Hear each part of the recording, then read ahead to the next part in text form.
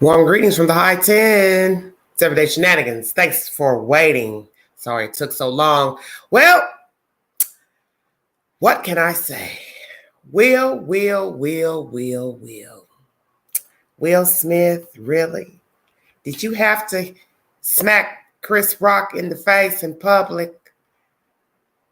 Damn, it's serious out here. I'm going to play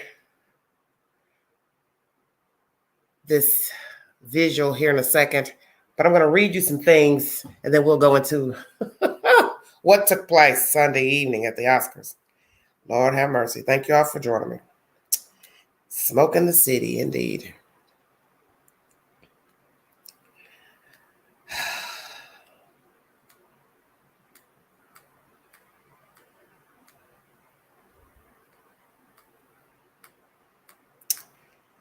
Crazy nonsense. Crazy nonsense.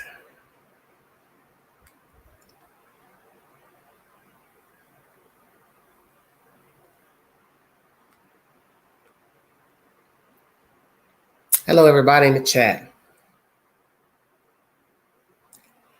CNN is the source. Will Smith has issued an apology for striking presenter Chris Rock at Sunday's Academy Awards. In a post on Instagram on Monday afternoon, Smith called his behavior unacceptable and inexcusable. Jokes at my expense are part of the job, but a joke about Jada's medical condition was too much for me to bear, and I reacted emotionally, he wrote. I would like to publicly apologize to you, Chris. I was out of line and I was wrong. I'm embarrassed, and my actions were not indicative of the man I want to be. There's no place for violence in a world of love and kindness. Smith added in his post that violence in all forms is poisonous and destructive. He also included in his note an apology to the Academy, the producers of the show, all the attendees, and everyone watching around the world, as well as the family of tennis stars Venus and Serena Williams, and those involved with the film for which he won his Best Actor award on Sunday. I deeply regret that my behavior has stained what has been an otherwise gorgeous journey for all of us, he wrote. I am a work in progress. Smith on Sunday caused a stir that changed the tone of an otherwise uplifting Oscar ceremony when he stormed the stage and struck comedian Rock in the face. The moment came after Rock made a joke about Pinkett Smith's shaved head. While presenting the award for Best Documentary, Rock joked, Jada, I love you. G.I. Jane 2, can't wait to see it. The camera cut to an unamused Pinkett Smith, who has been open about her struggle with alopecia, an autoimmune disorder that leads to hair loss. That was a nice one, Rock said, appearing to respond to the joke not going over well. Rock then said, and laughed as Smith walked toward him on stage and slapped Rock on the face. According to CNN reporter Tiffany Haddish, who was in the audience, she could hear Rock getting hits, Smith said twice during the incident, according to Haddish. Keep my wife's name out of your effing mouth. Rock responded, oh, wow. For viewers at home, censors muted the verbal part of the exchange between Rock and Smith. The theater went silent, and Rock said that was the greatest night in the history of television. Around 40 minutes later, Smith would take the stage again, this time as a winner. Accepting his Best Actor award for his role in King Richard, a tearful Smith acknowledged the earlier incident and apologized to the Academy of Motion Pictures Arts and Sciences, the organization behind the Oscars, and fellow nominees. Notably, Rock was not mentioned by name. Smith said, I know to do what we do. You got to be able to take abuse and have people talk about you. In this business, you got to have people disrespecting you, and you got to smile and pretend that that's okay. Smith shared that prior to his win, fellow nominee Denzel Washington shared some wisdom with him. At your highest moment, be careful. That's when the devil comes for you. Smith ended saying that he hopes the Academy welcomes him back. CNN has reached out to Chris Rock's representatives for comment.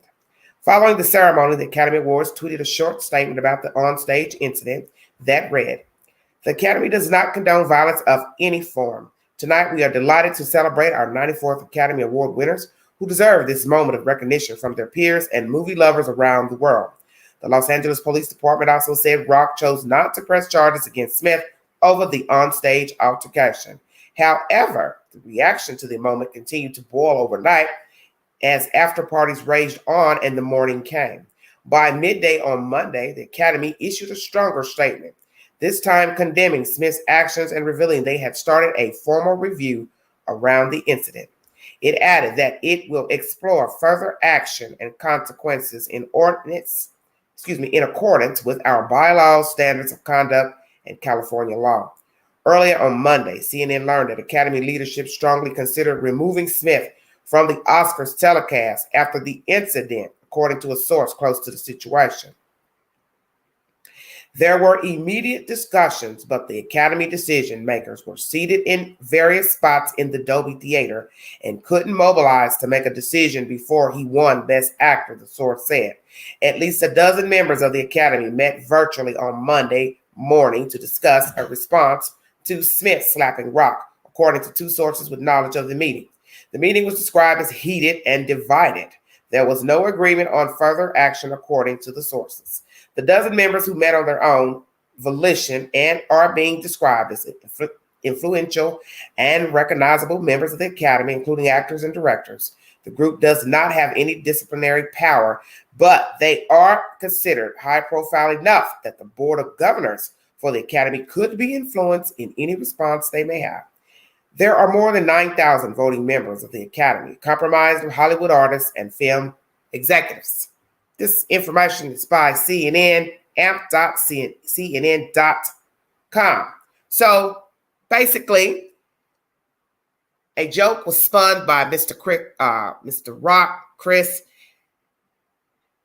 It was laughed at first by Will, as I saw in the video, but maybe perhaps the wife was not in tune because it panned to her, the camera.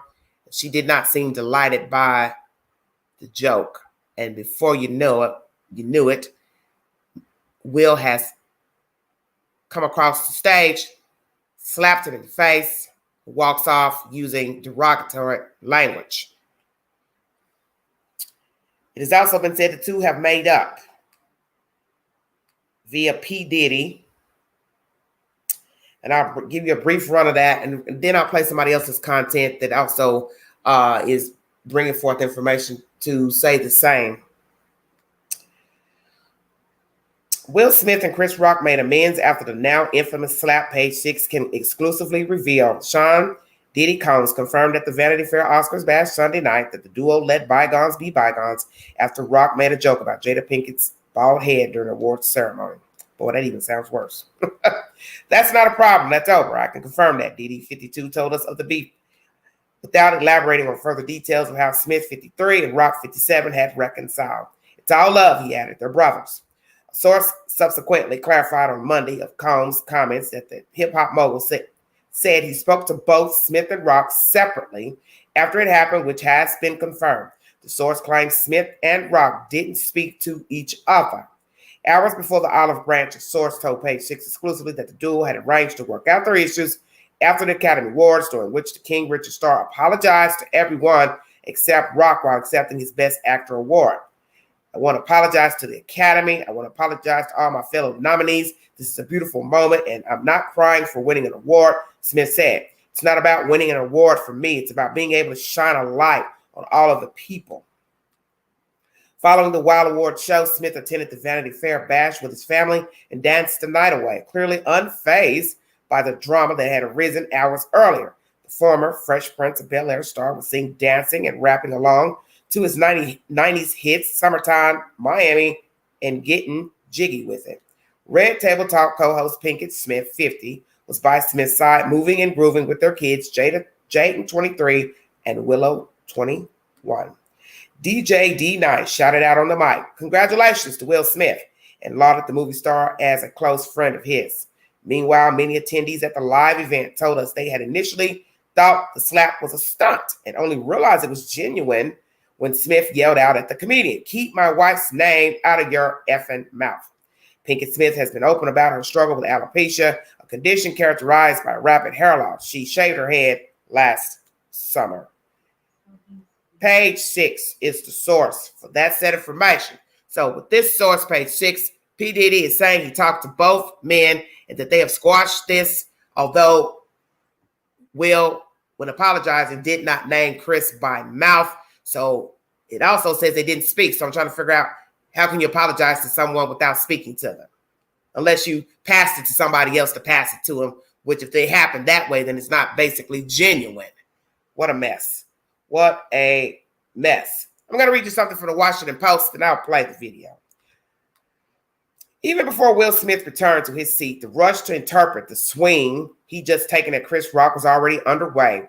It's an understandable impulse. This was a moment of live television so jarring that people in the Dolby Theater on Sunday and watching the Oscars at home initially thought it might have been a performance rather than a real display of raw anger by a man who felt his wife had been insulted. Many of the attempts to lend meaning to the altercation are plausible. Some theories about what propelled Smith onto that stage might even be true, but cracking the case won't undo any of the disruption's damage. The slap was simply sad and awful, and sometimes it's worth letting a disaster just be a disaster in all its wretched clarity.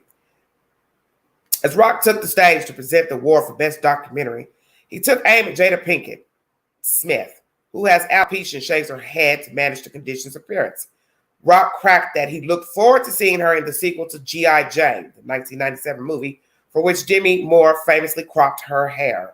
This is not the first time Rock has made an Oscars joke at Pinkett Smith's expense, and she was obviously unamused. Her husband then charged the stage, slapped Rock, and once back in the seat, declared, "Keep my wife's name out of your effing mouth." To some, Smith's reaction was gallant, especially given that Black women are more prone to certain types of alopecia and that Rock's jokes about women sometimes get nasty. In a quickly deleted tweet, Representative Ayanna Pressley, Democrat from Massachusetts, who also has alopecia, suggested that Smith is one of the real men who stand up for their wives in the face of daily ignorance and insults. Certainly, Smith embraced that interpretation. Shortly after the altercation, as he accepted the Oscar for Best Actor for playing the father to tennis greats Venus and Serena Williams in King Richard, Smith tried to spin the slap as an act of chivalry and maybe even something higher. Richard Williams was a fierce defender of his family, he said.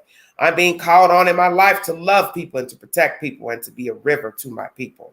I'm sympathetic to the hunger many Black women and people with disabilities feel for champions who will stand up to persistent ugliness. But the definition of real manhood as the willingness to hand a blow on a woman's behalf is sour and cynical, as well as retrograde. And of course, what others sitting at home might crave isn't necessarily what Pinkett Smith wanted or needed in that moment." Commenters enlisted Smith's outburst as evidence for their varying positions on cancel culture and the freedom of comics to say what they like. Some took the telecast producer's stunned inability to pivot and the tolerance of the Academy has shown white men accused of sexual violence as evidence of the organization's rottenness. Maybe viewers mused Smith was reasserting his role as husband, given his and Pinkett Smith's acknowledgments over the past year that their marriage is open, ? And these are the saner takes in play. Some of these observations might age better than others. The only thing that really counts, though, is the effect of Smith's disastrous decision on others and maybe even himself. Rock's unmemorable one-liner about Pinkett Smith and her hair is now going to dominate headlines in a way it never would have without Smith's escalation. Once again, she might be asked to publicly explain their relationship. The uproar was a terrible disservice to Questlove, too, who won the Academy Award that Rock was presenting for Summer of Soul. His speech couldn't just be a celebration, but an effort to restore sanity to the evening. The clash overshadowed historic wins by Best Supporting Actress and Actor, Ariana DeBose and Troy Kotsur. And it took the win out of the Best Picture Award for Apple TV Plus's Coda, notable both as a milestone movie for deaf actors and the harbinger of an era in which streaming services are real players on the movie's biggest stage. Though only time will tell. Variety reported Smith danced to a medley of his own hits at the Vanity Fair after party. Smith might have robbed himself most of all. During his acceptance speech, he said Denzel Washington approached him after the slap and counseled him that at your highest moments, be careful. That's when the devil comes for you. Call it the devil, call it toxic masculinity or celebrity entitlement. Run amok. Call it wounded pride. It doesn't matter. Seeing the source of the slap won't elevate or excuse it. And enlisting the incident in an unrelated agenda won't undo the mess Smith made. This opinion is by Alyssa Rosenberg, who writes about intersection of culture politics for the Washington Post opinions section. That is a public opinion. Washington Post was the source for that sad information. Thank you all so much for joining me. Hello, mods. Hey, man, I got 61 viewing. If you'd like to donate to the channel, $ Big Angie, 129 Cash App, all super chats are welcome during the live. Let's see what all the smoke is about in the city. Lord have mercy, help us, Jesus. Thank you for joining me.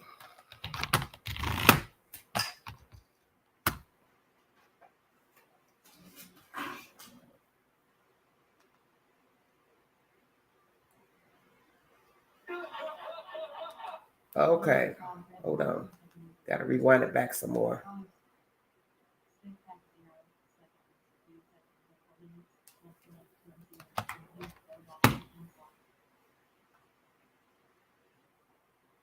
One second, you guys.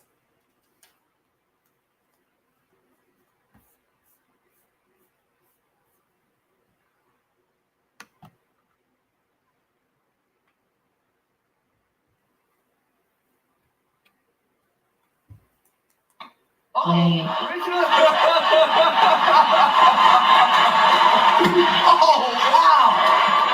wow.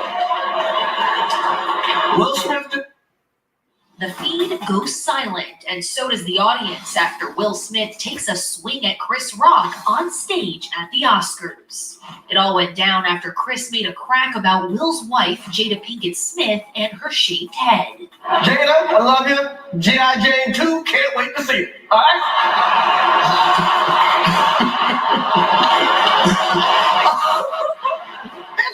that was a nice one. Okay. While Will appears to laugh at first, things immediately turn sour as he takes to the stage, slapping Chris straight across the face. Oh, Richard! Oh, wow! Will Smith. The sound on the broadcast suddenly cut out in the moments following the altercation, but international markets saw the feed in full. Will shouting at the top of his lungs, "Keep my wife's name out of your mouth." Clearly shaken and unsure how to proceed, Chris responds the best way he knows how with another joke. That was a greatest night in the history of television. Okay. So what happened next? E.T. has learned that Denzel Washington and Tyler Perry pulled Will aside for a private chat during the commercial break that followed. Denzel was up against his pal for the Best Actor trophy at the show. I mean, it's a lot of emotions. This is a long time, I think a long time coming for him. And it's a lot of emotion. It's probably all welling up in him right now, so it better be him. The trio hugged, and it appeared things had calmed down. A source tells ET, quote, "The theater was silent after Will got up and hit Chris. No one could tell if it was staged or a joke at first. It was incredibly awkward for the whole audience. Will's friends and team have been trying to calm him down." Oh, wow! Wow! As for why the joke may have hit a nerve for the couple, Jada was diagnosed with alopecia in 2018, a hair loss condition which she has spoken about publicly many times. And y'all know I've been struggling with alopecia, and just all of a sudden one day, look at this line right here. Look at that. Look at that. And so it just showed up like that. Now this is going to be a little bit more difficult for me to hide. So I thought I'd just share it so y'all not asking any questions. And earlier in the night, co-host Regina Hall made a jab at Jada, which could have also contributed to Will storming the stage. Will Smith, you're married, but you know what? You're on the list and it looks like Jada approved you, so you get on up there. Get on up there. It's also worth noting, Chris made digs about Jada when he hosted the show back in 2016, too. So there's history here. Will got a chance to address the incident when he won the Best Actor honor, his first ever Academy Award. You got to be able to have people talk crazy about you. In this business, you got to be able to have people disrespecting you. And you got to smile and you got to pretend like that's okay. Art imitates life. I look like the crazy father, just like they said. I look like crazy father, just like they said about Richard Williams. But love will make you do crazy things. Video progress bar. Okay. 57 seconds of 4 minutes. That was the commentary. Lordy mercy. Woo, mercy. Let me play some information from some other networks. Thank you all for joining me. Wow. I don't really know what to say. I think I'm speechless. I'm going to play some commentary from Cedric the Entertainer.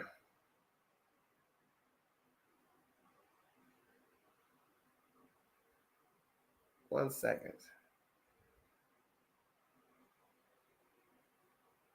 Every day. Loading.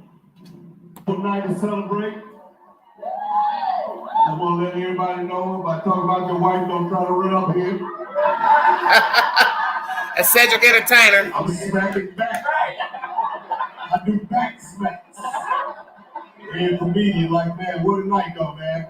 We are here to celebrate some beautiful people. Man, what's up, man? Cedric Entertainer. Gotta love Teach, man. Telling them, don't nobody hit him if he make a joke about their wives. Lord have mercy. Keep the legend though, man. Go back. I love all the movies. Keep the song. My guy. We hang out on the golf course. It's one of the great legendary people we celebrating. Okay. Up next, Gen 5 to 5 reaction Will Smith. Let's hear from Loading. Howard Stern. Howard Stern was disturbed by Will Smith's assault on Chris Rock at the 2022 Oscars and argues that the King Richard actor must suffer from mental illness. This is a sign of great mental illness, when you can't control your impulse. Not only that, it was hardly an insulting joke. It was not even a good joke, Stern, 68, said on his Sirius show on Monday, referring to Rock's jab at Jada Pinkett Smith's bald head. The joke, quite frankly, was beneath Chris Rock. It was a throwaway. You look like G.I. Jane. Stern argued that what fans saw on TV was a guy who's got real issues. He didn't think twice about what he was about to do, he said. Now that's crazy, when you can't contain yourself like that. The radio host claimed that Rock, whom he described as a gentle soul and not a fighter, was just trying to do his job and Smith is clearly insane. Stern said, Rock is so fast comedy-wise, he actually covered and made a joke and said, gee, best Oscars yet. He added, he was able to comment outside of what just happened to him, and then he got flustered. Stern continued to defend Rock's comments, saying that the joke wasn't even that offensive. He got up, and he compared Jada Pinkett Smith to one of the most beautiful women in the world, Demi Moore, Stern said. You don't hit people over speech, certainly not at the Academy Awards, and Will Smith's got to contain himself.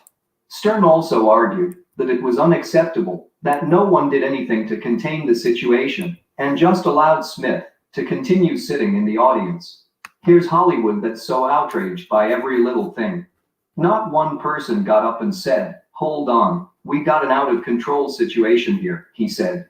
How this guy was allowed to sit there for the rest of the awards, and he's laughing it up, and having a good time with his wife. What he did was he just assaulted Chris Rock. Stern said he thought the assault was staged at first, but realized that the attack was just Smith acting on impulse. The first thing I said to my wife, the FK is going on? Is this a bit? Because, where's security? He recalled. This is a live television event. Not one person came out, because he's Will Smith. This is how Donald Trump gets away with. Will Smith and Trump are the same guy. He decided he's going to take matters into his own hands, at a time when the world is at war. The radio host joked that Smith, 53, only got up to fight Rock, 57, because he's much bigger than the comedian. If Jason Momoa would have made that joke, Smith, like a bitch, would have sat there in his seat. He would have said, "Thank you for acknowledging my wife, Mr. Momoa," Stern joked. Stern also pointed out how strange it is that Smith was not arrested for his clear assault on Rock, noting that Rock reportedly isn't pressing charges. Why does he have to press charges? We saw it on live TV with our own eyes, Stern said. As Page 6 reported on Sunday, Smith struck Rock across the face with an open hand for cracking a joke about his wife's bald head at the 94th Academy Awards. Pinkett Smith, 50, recently shaved her head and has been open about her struggle with alopecia, which causes hair loss. Jada, I love you. G.I. Jane 2, can't wait to see it, Rock said on stage. Pinkett Smith visibly turned angry, and Smith swiftly walked up to Rock to assault him. "Keep my wife's name out of your F-king mouth," Smith shouted repeatedly, after exiting the stage.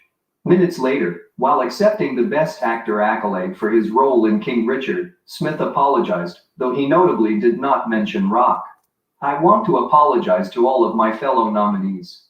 This is a beautiful moment, and I'm not crying for winning an award," he said while choking back tears. "Love will make you do crazy things." Page 6 also reported that Rock and Smith had plans to make amends at the Vanity Fair after-party, which Sean Diddy Combs later confirmed. "That's not a problem. That's over. I can confirm that," Diddy, 52, told us, adding, "It's all love. They're brothers."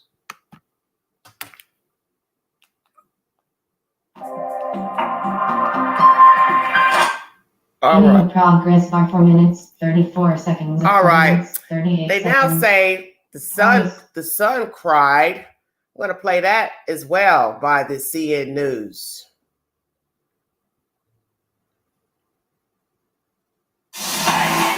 Advertisement, 6 seconds. Michael's lowest prices Suggest Sorry. throw, recommend employees throw. Advertisement, 6 row, suggest. All right, this is pertaining to his son crying. Word on the street. Will Smith's son Jaden has spoken out after the actor stormed the Oscars stage and slapped Chris Rock in the face. The furious Fresh Prince of Bel-Air star raised a hand at the ex-SNL comedian after he made a poorly received joke about Jada Pinkett Smith's hair loss. Will Smith, 53, took offense at the joke about his wife shaving her head and stormed the stage before hitting the presenter. "Jada, I love you. G.I. Jane 2, can't wait to see it," Chris tried to joke, referencing how Demi Moore shaved her head for the role in 1997. Jada, 50, on the contrary, has been struggling with hair loss for years, and last year decided to shave it all off. While broadcasters in the US were able to cut off the visual and audio feed for a number of seconds, international cameras caught the ordeal. Now, Jaden, 23, has taken to Twitter to defend Dad Will's actions as fans of the awards ceremony took to social media to slam him. He simply wrote in response to the evening, "And that's how we do it." Jaden also posted a selfie, writing, "My dad's speech made me cry," before promptly deleting it from his feed. Chris' poorly received joke was thought to be an ad-lib off of the script he had handed to the Oscars directors. "Someone who works for the Oscars told me that Chris Rock was not interrupted by Will Smith at rehearsals yesterday. It was not supposed to happen," a source revealed. "It was real." During the commercial break, Will was reportedly pulled aside and comforted by Sean Combs and Tyler Perry. Will seemed to wipe tears from his eyes as his fellow actors motioned for him to brush it off and continue the night. Minutes later, Will was back on stage, in tears, accepting the Best Actor award for his latest role in King Richard. He opened his acceptance speech with a tense voice, explaining, "Richard Williams was a fierce defender of his family. I want to apologize to the Academy," he said toward the end of his speech. "I want to apologize to all my fellow nominees. Art imitates life. I look like the crazy father, just like what they said about Richard Williams. But love will make you do crazy things. Last year, Jada shaved her head, explaining on Instagram, "Willow made me do it, because it was time to let go." In 2018, she opened up about her issues with hair loss during an episode of Red Table Talk, explaining, "It was terrifying when it first started. I was in the shower one day and had just handfuls of hair in my hands, and I was just like, oh my God, am I going bald?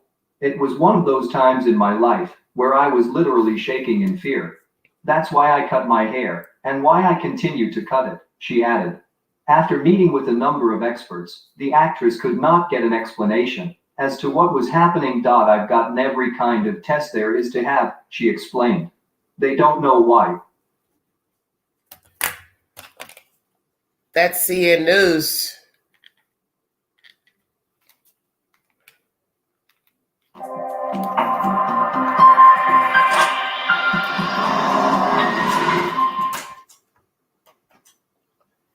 Thank you for joining me. Hit the link if you want to give your opinion pertaining to this mess that took place Sunday evening in Hollywood pertaining to Will Smith and Chris Rock. Well, as they said in this commentary that I've played, that Chris has made jokes pertaining to Jada 2016. I don't know what that was about. But nonetheless, he is a comedian. Was it appropriate for Will Smith to go in a public arena and hit this man over a joke that he was just sitting there smiling about? Because I showed you the commentary where he was smiling. So what changed? Was it because Jada was not smiling? Did she say something? Did he realize she was offended and said, oh, hell no, I'm going to put an end to this. He's not going to make a mockery out of my wife. Did Chris Rock know that she has alopecia? That's another subject matter to address. Did he willingly know if a woman has issues with her hair? Why didn't anyone intervene? Why didn't anyone escort Will Smith out of the building? Because 40 minutes later, he receives an Oscar for King Richard. So they say they couldn't get the panel together to make a vote about what to do with him. 40 minutes is almost an hour. So you mean to tell me nobody could send a text to anybody that worked for the Academy to say, hey, we need to make a vote if he can stay in this room or not? Very interesting. Will Smith consoled by Denzel Washington, Tyler Perry, and Puff Diddy. Denzel lets him know that in your highest moment, the devil arrives, which is true. Then he also said on this feed with Entertainment Tonight, there was a long time coming. So what is he saying? It's a long time for whom? Will to pop off because of what? That mess with August Alsina? I'll get to that last. So popping off is the answer? Because shit ain't right at home, stay woke. You picked a public arena to fight the world. Is that how we play now? They say that he apologized. As you saw him accepting his speech, he's crying, giving commentary pertaining to Serena Venus's father's commentary about the world. But yet he doesn't address Chris Rock directly in an apology. Hello, Chris. Sorry about that, man. I had a bad night, bad day. Didn't like what you said, but that was uncouth of me to put my hands on you physically in public. Considering we are black men living in a society of black men killing one another day to day. Will, you know better.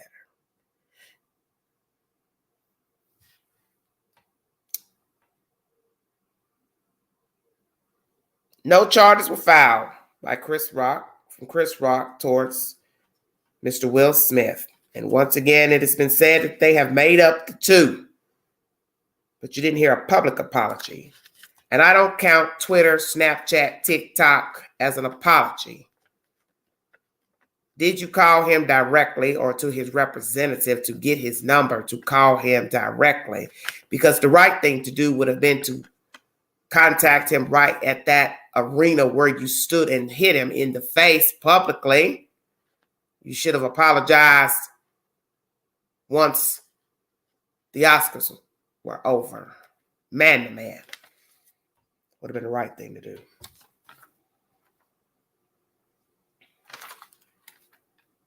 And as someone said in this commentary, If the man was a bigger man, would Will Smith had approached him on the stage? If it was a big guy, such as somebody with the height of like Shaquille O'Neal, somebody standing 7 feet tall, would Will have approached him?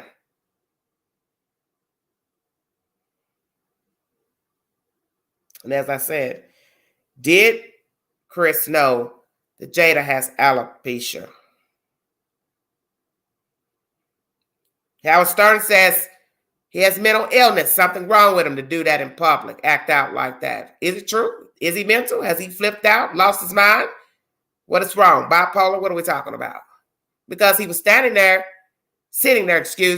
laughing. I mean, the camera panned him, laughing. Then the camera panned to Jada, and she's basically snarling. So what happened for you to laugh at the joke and then go up and hit the man? That doesn't make any logical sense. Because if you were actually offended, you would have never laughed at the joke. And I don't think he would have made it in being crass by her having alopecia. I don't think he did that deliberately. I would hope not.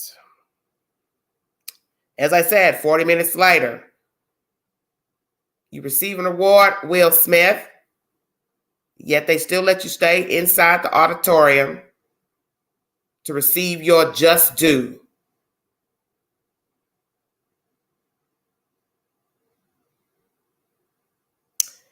She's been fighting this illness since 2018. So what is the problem with Jada's hair?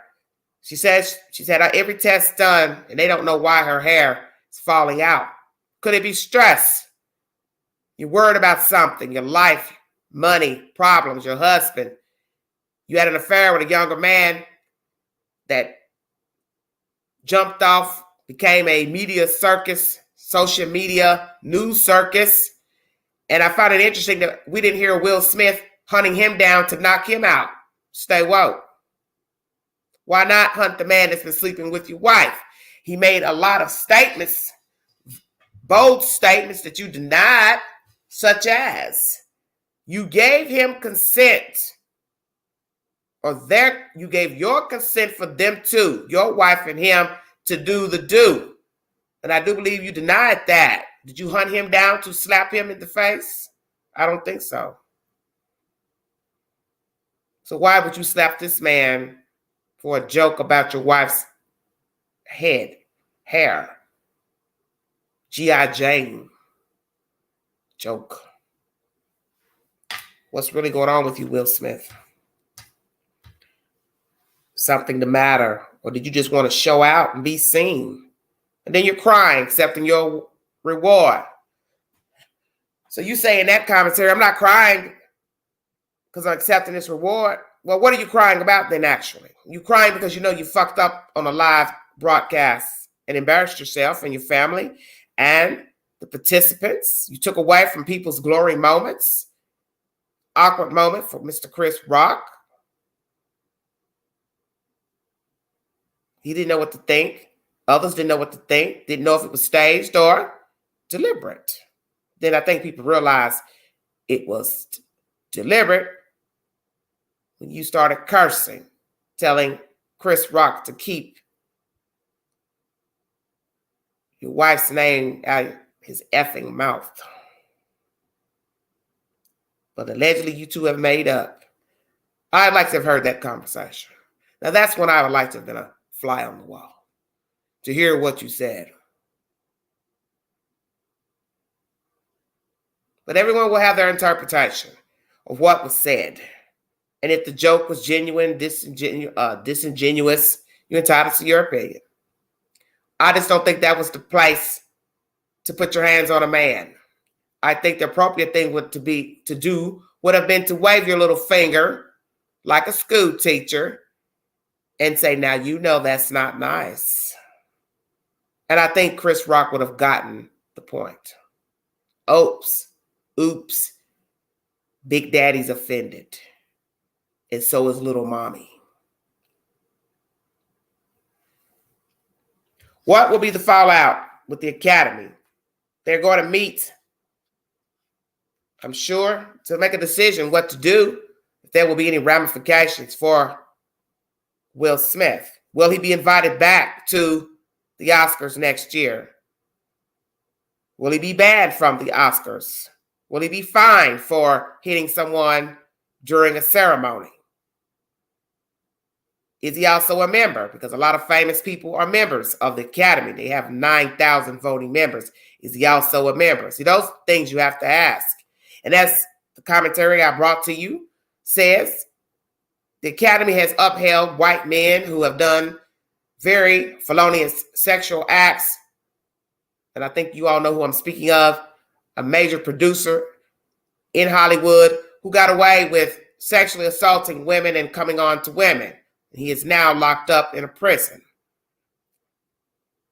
He brought the house of cards down for Hollywood and the business itself, bankrupting his brother, I do believe, because his brother was also, Weinstein, a part of the company. It was not just his company. His brother had a stake in the business as well. So you see, there is a lot of BS that's tolerated in the industry. Sexual favors, sexual innuendos, sexual assaults, just a bunch of bull. Nasty attitudes, favoritisms, just like anywhere else. That's basically my commentary for this evening pertaining to Will. What will be the fallout? What will be the ramifications for hitting Chris Rock on that stage? And did he have to do it? Was it appropriate? Join the panel to give your opinion. Do you think it was appropriate for Will Smith to hit that man in the face in a public arena? Thank you.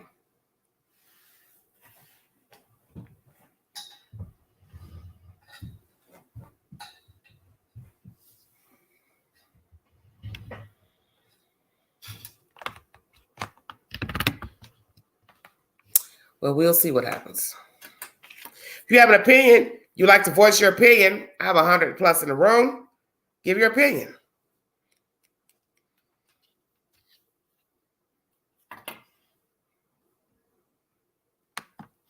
So what happened? Yay or nay? What he did was right, was it wrong? Is he having a meltdown? Or was he just showing out? Wanted to be seen? Wanted to prove his manlyhood? Considering he and his wife's personal lifestyle was put on blast last year with a younger participant that she was having an affair with. People said they had an open relationship. I don't know why anyone would agree to that, but to each its own.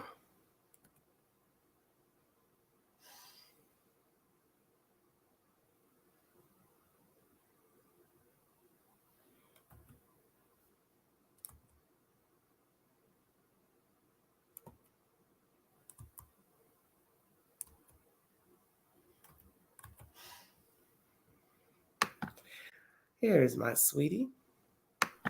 I hope I'm not echoing. Hello. Am I echoing? I don't think so. Oh, yeah. Okay. Hello? Yes, can you hear me? Yes. Okay. Yeah, I hear myself in the background. Dang it. Are you on your phone? Yeah. Heather, what are you talking about? You wish you didn't feel that way. I wish you didn't feel that way. Heather, you act like you know the man. What's the deal? What's going on?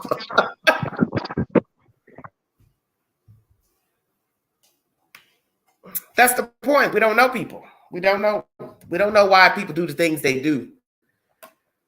I tell you that all the time in the commentary I bring to you on other subject matters. You don't know people.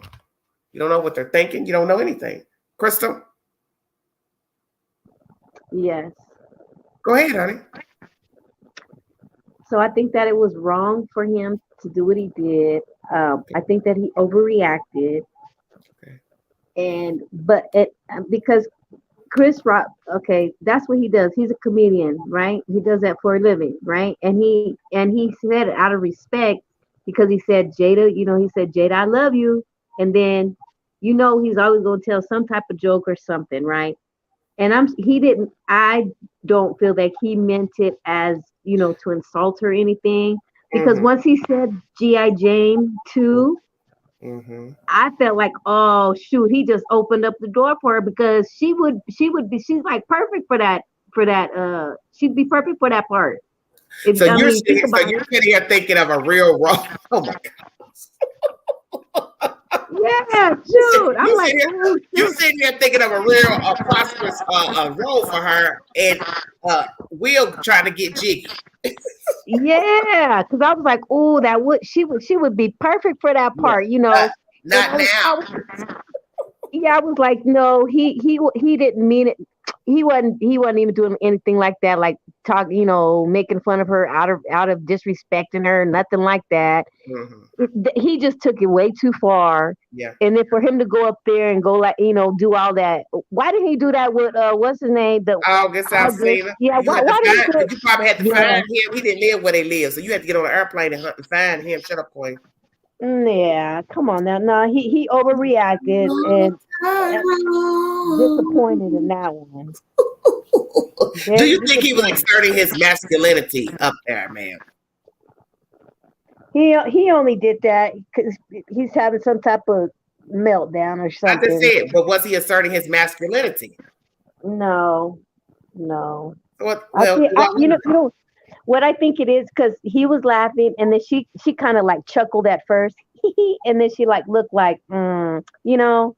Well, I saw him grinning. I didn't notice her grinning, but I did notice him laughing, Will, and then the camera panned to her, and she was kind of like, oh, no, he didn't. And so I think maybe something was said when the camera panned off of them, and he just decided, oh, she's mad. She's not, you know, feeling the joke. Yeah. It was harmless. It really was. And I think that, yeah, had it been anybody else, anybody else. Yeah. You already know. Look, that's what the commentary I played said. Would this have gone down if we had a big 7-foot somebody sitting up there telling jokes? Yeah, exactly. If it had been Shaquille O'Neal, somebody up there spinning a joke, would you have walked up there? Oh no. No. Yeah, he went way too. Yeah. Do you think she felt better when he did that? I wouldn't say she felt better, but I feel like she probably said, yeah, that's what now, like, that's what you get type of thing. Yeah, okay. Yeah. So do you think Chris knew that she had alopecia? Possibly. I mean, because she's done different. But maybe he didn't think, oh snap, you know what I mean? He probably, like I said, he didn't mean it that way, and he probably thought about it maybe after, like, oh shit, she has that. You know what I mean? Okay. It wasn't like, right. He's just talking about what she's looking like. Because when I seen her, I think about, oh, she's gonna have a tattoo on the back of her head, like this, who the Saigon Bliss is with Chris Tucker in Chris Tucker 3, where the girl pulls off her wig and she has that tattoo on the back of her head. He could have called her something like that. That would have been disrespectful. Or talk about how she looked like a peacock in that dress or something like that. Then okay, you might get upset. But putting your hands on somebody, come on now. He did not have to put his hands on him. But do you think his apology was genuine? No, I think that he did. I don't think it was genuine. I think he did that because he knows, oh snap, the whole world see me, and now he. I did it at a very important place.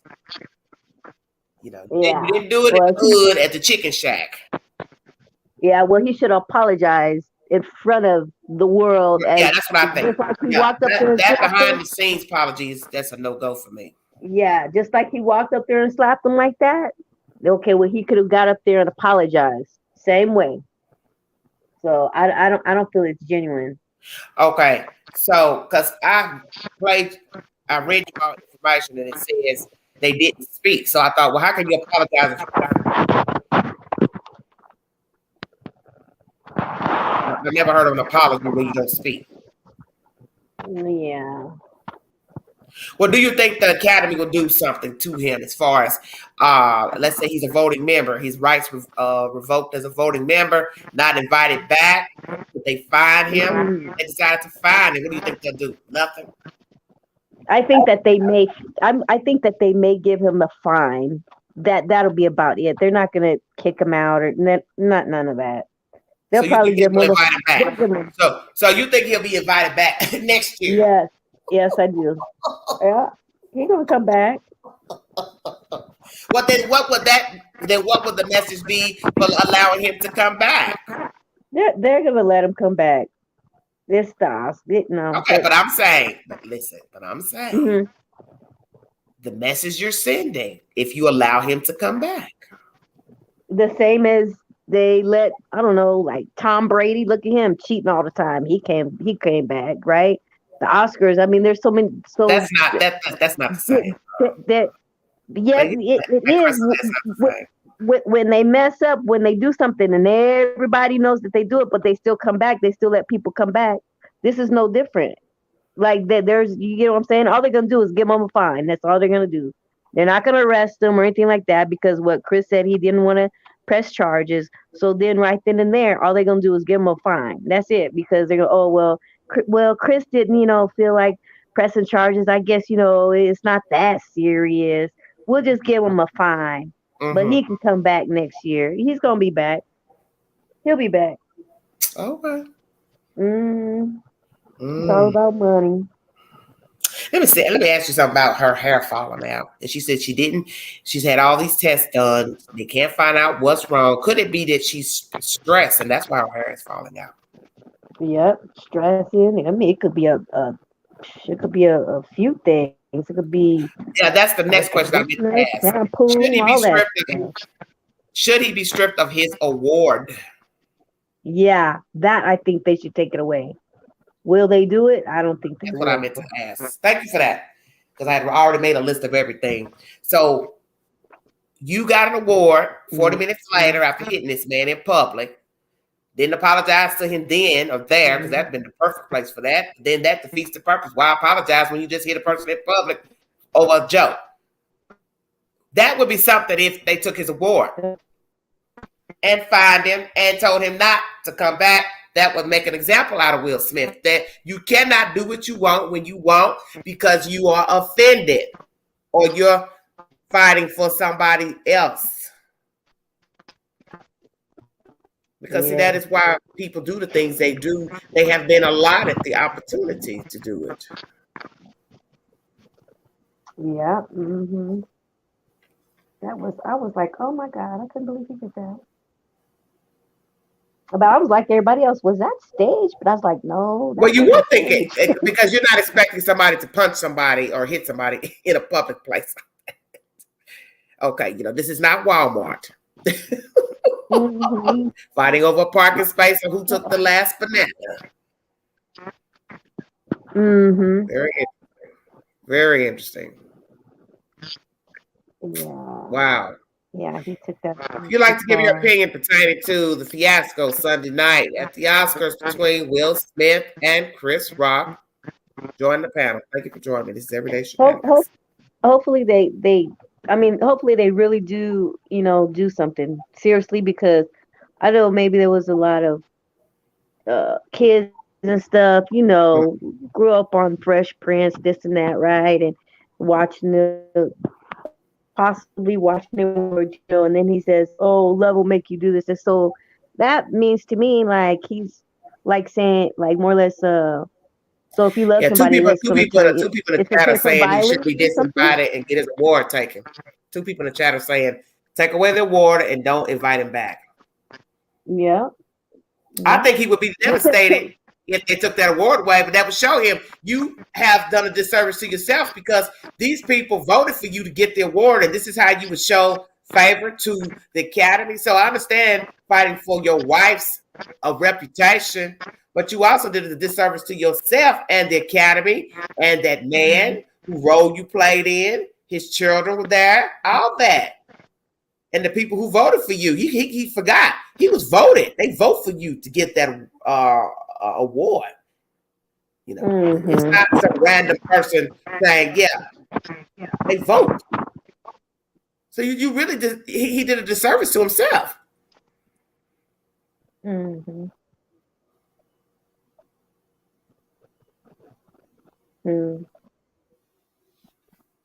Yeah, it's all actually questionable to me because she says that she has the alopecia, but it's, I don't know. I don't know. You know that line she was showing on the top of her head? That looks like a gash almost from like somebody went with the clippers and nipped you. I don't know. Because it comes out in patches when you have that stuff. Patches. Yeah, You see so that's patches. why I was thinking It doesn't it's just come not out like it's not like circular. Yeah. When your hair falls out, it'd be kind of more like circular patches. Or if you got some type of fungus or something, it'll be circular. They was like a straight line. It's very strange. She said it disappeared one day. That's very interesting. Right. So I question that myself. Like, does she really have that? Or, I mean, whatever. She says she does, but.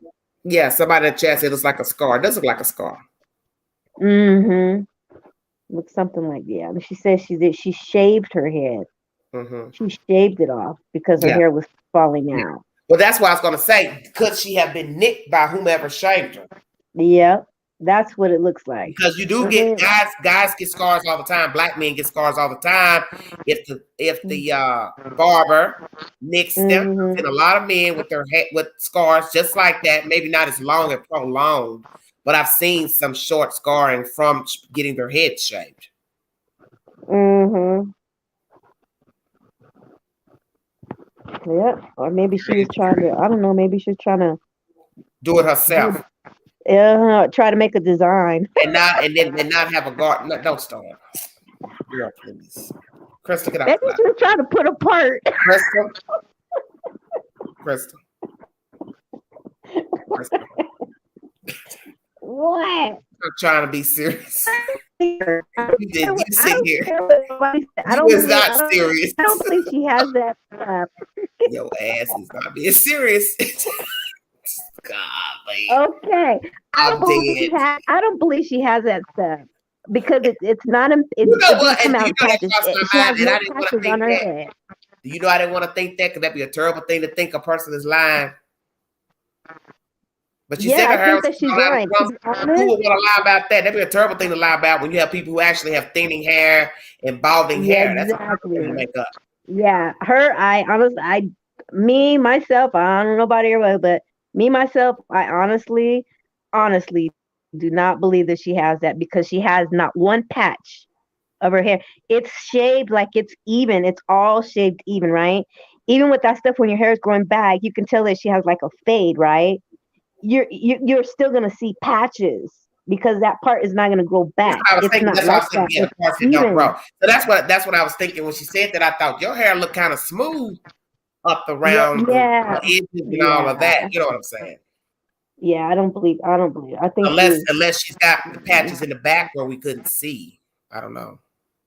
Yeah, I don't believe she has it, but I do think that it went too far. Oh my God. And you was really Crystal, what's going on with you? Because I was thinking about that part in her hair. Because Crystal, when she shows that part. Hey, I don't need that help for trying to sue me because you know they out in the winter. Tasha K don't start nothing. And you know I'm a little bitty YouTuber. I'll tell you now. You want to get something from me? You can get what I donated to charity yesterday. I'm gonna get it. Because I ain't making no claims. Crystal, am I missing something? What is wrong with you? Okay. I'm just saying, I ain't made no claims of what happened to her hair or her crazy ass husband jumping up there like, Willy Wonka. I'm just stunned. When I saw it, you know what? I was wrestling because I was so tired from cleaning my house that I'm really broke down. I'm 2 minutes from being in a wheelchair. That's how bad off I am. I was going in the phone and I said, what is this? God. I said, Lord, don't let me open this up. I opened it up and saw that. I said, Will Smith, really? Now you know damn better. Now you showing the hell out. You just walked up that stage. Jumped up there like just walked up there like, And you saw, and Chris so stupid. He's about, nothing. You should have pulled your hand back. You should have pulled your hand back, girl, because you seen them up there fighting. Jesus wept. That would have shown up in something. Hit him again, hit him. They sit up there, they went to a damn fight. Instead of the Oscars, they at the damn fight. Right? Chris could have easily slapped him back. Black men. And let's talk about that. Why didn't he hit him back? He should have. I think he was stunned. But guess what? He didn't fall when he slapped him. He stood there like a good black man. He stood there. Hit me again. He loved him, guy. Hey, ain't that what the Bible said? Turn the other cheek. Shut up. You are stupid for that one. Turn the other cheek. That been Mike Tyson. Lord have mercy. You've been already to stretch. Your ass. You hear me? Did you hear it though? I said, that was hard, man. It wouldn't have been no bite no ears. It wouldn't have been no bite no ears. It wouldn't have been no nothing. You would have been just cold out backwards. Was I the only one that was looking for the handprint? Because I was trying. You know what I trying to see if I could see a handprint because that was a hard slap. But it wasn't red. And they said they heard it. I heard that. Some people said they heard it in the audience. And that's why I was like, no, it's staged because I kept looking for a red, a hand mark or something, but I didn't see a hand mark. So I'm like, nah, it has to be. Well, you forgot, damn, Chris's doctor just skinned it, girl. Hey, but that was a pretty hard hit. I didn't see no swelling or nothing. I was looking for all of that. Lord have mercy. But he did. He went a little too far on that. Yeah. I said to myself, well, this is really deep that you would stoop to this level. I mean, even if you were offended, and she was offended, there was a way of handling it. You should have just waved your little hand and then let him know, I don't like that joke. He would have got the point. He would have gotten it. Mm-hmm. Lord have mercy. Well, he now Chris Rock, he opened up the doors though for more jokes. Watch more jokes. Not just that. More jokes. It's on like Donkey Kong now. they already got a song out about it. They made a song. Oh my God, that song is so funny. A song? Who made a song? It's just I gotta look it back up. It's funny. Oh my God, it's funny. They already made a song, and so there's gonna be more jokes. And who knows? Watch a CGI Jane part 2. We're gonna see a part 2 come up. Watch what I tell you. A part 2 of what? G.I. Jane. You know what? Watch. I bet he opened the doors for it. Jada won't be in it. Watch. They're gonna say, you want to play that part? Watch her say, yeah, I'm gonna play it. She ain't gonna turn down no money. She's not about to turn down no money. That would be the ultimate joke if she did do it. Right? Mm-hmm. Yeah, you took an offensive, but look, you playing the part though. Right. Girl. I can't see it. Oh my God. Oh, what a mess. Yeah. He should have been talking about her dress she had on is what he should have been talking about. She had a train. I saw that picture up last night. Because it's a new day now. I said, damn, she had a train, did she not? Yeah, it was all green. She looked like a peacock. Green. Yes, it was a pretty green dress, but that was a little too much. Yep. It looked like she was getting ready to spread out like a peacock. That's what it looked like to me. That's where you get that peacock chip from. Please stop. Look at the dress again. I will not. If it doesn't, I will not say. That's the first thing that came to my mind. A feather on top of her head. That's what you gonna say, girl? If you don't go to bed, oh, I can't fool with you. Ooh, Lord have mercy. It's a pretty green. It's a really pretty green. Yeah, it was. When I saw the dress, I said, "Wow, that's a." She wearing that dress. Go on, Queen. Mm-hmm. Yeah. Well, I mean, you hear crazy stuff. They do it. Ceremonies. They miss their lines. Somebody misstep, almost fall. Somebody performing, miss their step. But you ain't never seen nobody hit nobody in no damn ceremony. Mm-hmm. Yeah, that was. And he said, "Oh man, it's just a G.I. Jane joke. It's just a G.I. Jane joke." Stop. And then that's when I was like, "Wow!" And then he went off like that. I was like, "Oh, that wasn't staged." What you think the real G.I. Jane? She's saying, "What the hell y'all talking about me for?"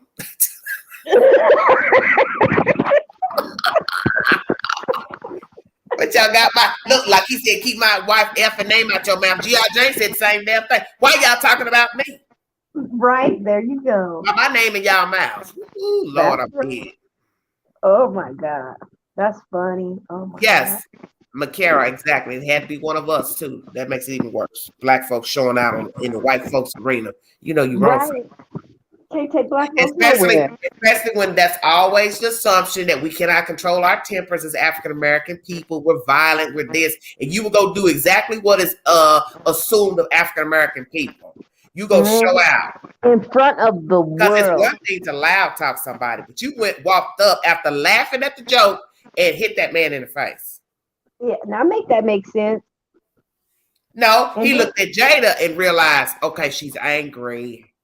That's what it was. Yeah. He saw that she was angry. Yeah, because she gave that look like, like, and I know other people have talked about her head. That's not the only time that somebody talked about her head. There are black women who have shaved their head, white women, other races shaved. So whether they had alopecia or not, so what? Yeah. Yeah, people talk. I haven't heard anybody talking about her head because I don't be on social media like that to care. And to be honest, people that lose their hair from like cancer and stuff, like, you don't hear people say, "Oh yeah, you got cancer," you know what I mean, like, and make jokes about it. Mm-hmm.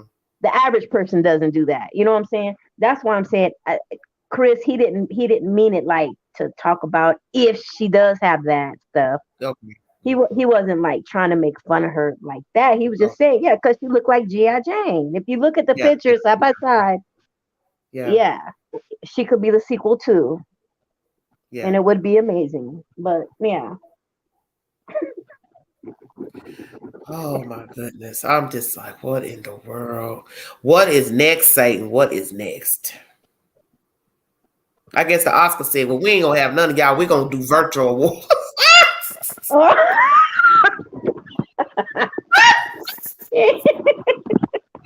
call you. Yeah, you want to come pick it up at the Piggly Wiggly. We be sitting in the limousine waiting on you to come pick up your damn award in a damn Walmart bag. Angela, shut up. Dang. We'll mail it to you. Pick your award up in a Walmart bag. You got 20 minutes to get your ass down here to 7-Eleven, get your award. If not, I'm gonna give it a cookie. Damn. Woo, I can't do it. Oh man. Jesus Christ. Everybody been talking about that today. Well, I said, man. I missed it because I was busy today cleaning my house and rearranging stuff, and I spent most of the afternoon straightening up the house and redoing everything and tidying up. So I hadn't watched anything on social media. And then it wasn't until tonight when I went into the YouTube queue, I saw something and I said, well, what is this mess? And I said, no, come on. I said, oh, man, look at this Negro here. And then what's crazy is his ass gets an award 40 minutes later. Yeah. Now, how crazy is that? You going up in there donkey style and then gonna get an award 40 minutes later. Nobody intervened. Nobody stopped it. Nobody told him he had to leave. I think that's kind of crass too. You didn't escort his ass out. Nobody stopped it. Nobody, nothing happened. That was not right. Y'all try to Y'all now just imagine had it really had been a throwdown up in there. Them white folks would have shown up, been up in there like, what in God's name is going on, Becky? Right. We are at the Oscars. Oh, everybody's phone would have been out. Everybody would have been viral. Oh my God, Becky, look at the butt on him. He just tore his trousers. Jesus. Oh my God. This is just, I mean, how can you come back from this? Because you think you've had it hard with jokes with you and your wife over that mess with August Alsina. You just opened Pandora's box for them to really dog your ass now. So that's why you know Will Smith ain't got no common sense. He ain't got no damn Just sense. try to tell people how people don't think. You could have fussed and cussed anywhere on the globe, not at the Oscars. That should have been the last place to be fighting and fussing. You could have waited till after. You could have waited till after. Yeah, he could have went up to him directly afterwards and been like, you know, man, I'm just gonna let you know that's a bad joke you told. I don't like it. And then walk off. Right. That's all he had to do. Yeah. No, he want to be Billy Badass, walk up there, you know. Yeah. His ass would have been shocked if Chris would have slapped him back. So how about this? So how about we really get messy? Oh, now what August Alsina thinking right now? Damn, he must really love her. Shut up, Craig. That was the first. That's what I was saying. Oh, he gonna slap Chris. He gonna slap Chris Rock over a joke, but then do nothing to August when he was poking. Oh Lord. Didn't do nothing, not a thing. But you're gonna slap this man on stage over a joke. Mm-hmm. Well, yeah, that makes no sense at all. Somebody said they let their children be emancipated at 16. I'm telling you, these people are detached from reality. Well, my thing is not setting any rules or grounds for your children is awkward. To me, it's unacceptable because your children have to learn how to navigate in the world. And if you're not going to be the ones to do it, then who's going to do it? Just to say, well, we'll let them make their mistakes and let it be. Well, your children can make some mistakes that they can't come back from. Everybody knows that. You can get in some trouble that you can't return from. You understand what I'm saying? Mm-hmm. You can get you 25 to life, 50 to life. You go out here and do the wrong thing. So that so-called I'll let you do what you want to do and you learn on your own is a stupid notion. We know that people are going to do what they want, but you damn, give us a guideline. And then what Tyler Perry and who was it? Tyler Perry and Denzel Washington. Tyler Perry, what you getting ready to do, Tyler? Come on now, Medea. TT. Wait a minute. You know I'm getting ready to get real stupid now. What Tay-Tay? Where her mangy ass at? What Tay-Tay at? Right. Where is she at? Justin Smollett girlfriend. What Tay-Tay at? Yeah, where's she at? Where was she at? Tay-Tay, where you at? You got so much to say about Justin Smollett. We're gonna look and see what you got to say today and tomorrow on your Twitter or Instagram account. Right. Wow. But I was thinking, I was like, what are they consoling him for? Like, calm down. Calm down, brother. Now, this ain't the place for this. Now, you know we in these folks. We got these folks. They call the police. Why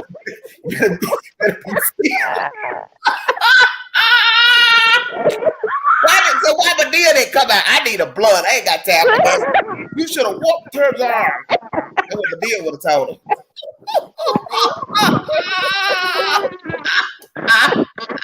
Tyler Perry should have carried him a little bag with a wig in it. Wait a minute. That part is gonna be in some movies. You watch what I tell you. They're gonna watch. Wait a minute. That's what Medea should have came out. Oh no, you didn't. Oh no, you didn't. Damn. Black folks, what they tell us, what's the old saying we always say? Can't go nowhere. Yeah. Can't take you nowhere. And there, look, and you did it in front of the world. You just proved 50 it. 50-plus-year-old man can't take you to a good ceremony with your good slippers on and your good soups. Got your good suit on, you just showed out up in the white folk club. Yeah. Look at what I said. The world see me. In the club, using the white folks club, you done showed out. Now what the hell wrong with you? And then got the nerve to go dance. The DJ gonna play his damn song. I play a song too. If Negro won't come here and start fighting there. Look, but his song's on, so he'll act right. Yeah, wasn't that something he acted like that? Like it was nothing. They back there drinking Chris Styles together. High dollar stuff in the back. You know, they was all like it was nothing. Oh Lord have mercy. Damn. Woo. I can't wait for the jokes to roll in. I want to hear them now. I really want to hear the joke. I want to know what Miss Sophia at.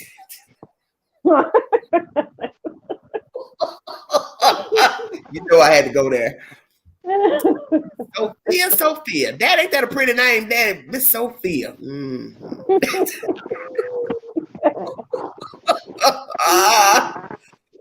Oh my goodness. Jesus, I'm dead. Sat in that jail till I about to rap to death. Sophia home now. Things gonna change around here.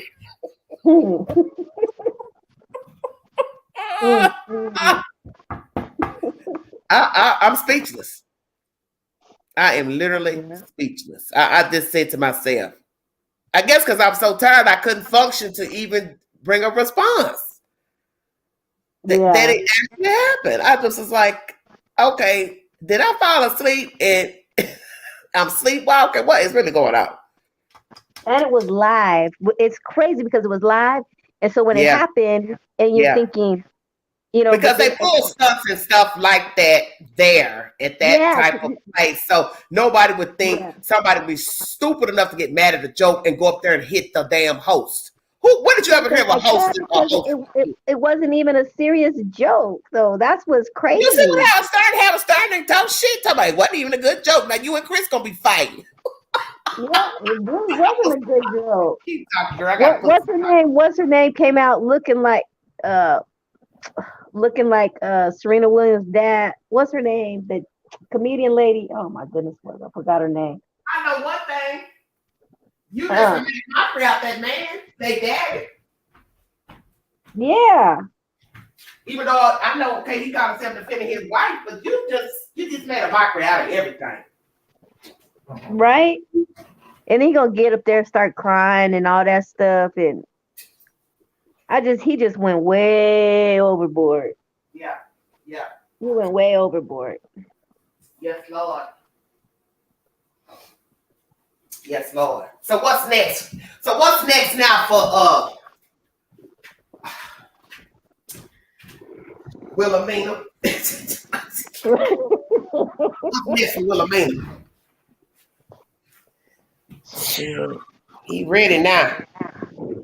So guess what? I bet you somebody gonna start picking on him. They're gonna say, okay, well, Will Smith, since you're so big and bad and want to hit folks at the Oscars, why don't you hit me? That's what's gonna happen next. He gonna be somewhere where he gonna get by some little black folk gonna be real jiggy and try to run up on him somewhere in public, and he is not gonna fight him. Mm-hmm. Exactly what's gonna happen. I believe that's what Ricky Smiley was talking about on his YouTube channel. You don't know who that man know. Why I started screaming. That's when I knew it was a mess when he was talking, and I kept saying, "What's to happen?" That's how I found out Ricky Smiley. Mm-hmm. I was like, what Ricky Smiley talking about? Somebody, you don't know who he know. Boy, I scream. Sound like somebody grandmama talking. You don't know who that man know. Well, guess what? While he walking his little poodle, his little shih tzu through the damn Hollywood somewhere, he'll find out. Right. Who Chris Rock know? So I almost said Chris Brown. I know I need to go. I can't fool with y'all. Oh, Jesus, I'm dead. Oh, my Lord, have mercy. Oh, That's exactly what's going to happen. He's going to be somewhere and somebody going to walk up and start talking junk and be like, oh, come on. Come on, you like to fight. You like hitting people in public. Come on, Will. And Will ain't going to be trying to fight nobody. no. Jeez. Yeah, I gotta be. That was. Yeah, I want to see the outcome in this one. Such as what, dear? I would like for him to. I would like his award taken. Would you really? Okay. Yeah. Can we take a vote on that? Sure. You got some pen and paper? Yes, ma'am. All right. TZ, are you in the chat? I don't know if she in the chat or not. Let me see. All right. TZ, are you in the chat? Must not be in here. I thought I seen. Okay, TZ. Which ones you taking, Crystal? Yes or no? Yes. You taking the yeses? Okay, TZ, you take the no's. How many of you in the chat think that Will Smith should get his award taken? Crystal got the yeses. TZ got the no's. There you go. Look, I gotta get me a refreshment. Look, give me a smackdown drink. Shut up. Oh my goodness.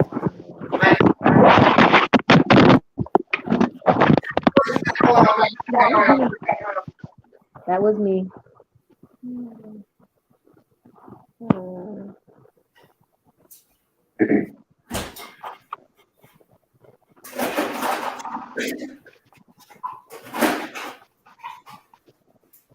Y'all let me know what y'all come up with.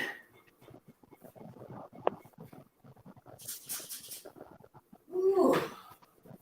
What happened? They didn't really in there fighting, girl. Fight! Fight club.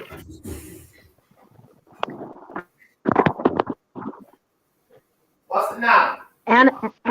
Anna, the question is, do you think Will Smith should have his award taken away from him? Yes or no? Yep, it's somebody else. Somebody don't like to fight.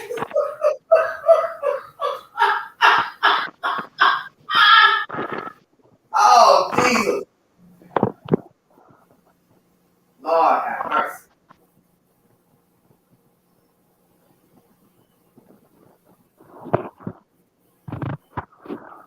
No more votes. That's it.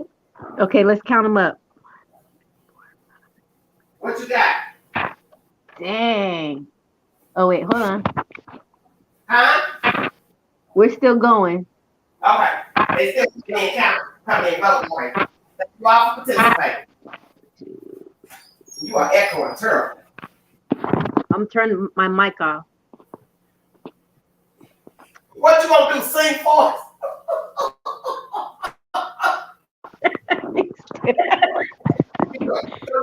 Go get your friend Will Smith out damn rap together. Oh God, I'm dead. Somebody please stop her mess. I can't. Will Smith. Boy, you didn't show that one.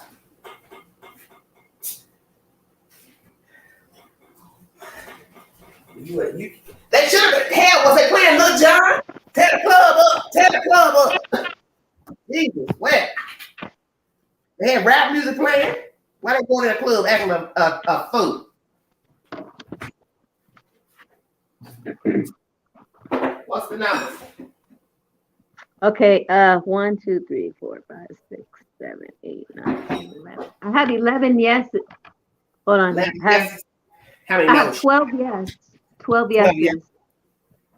I'm on the fence. I ain't made my mind up.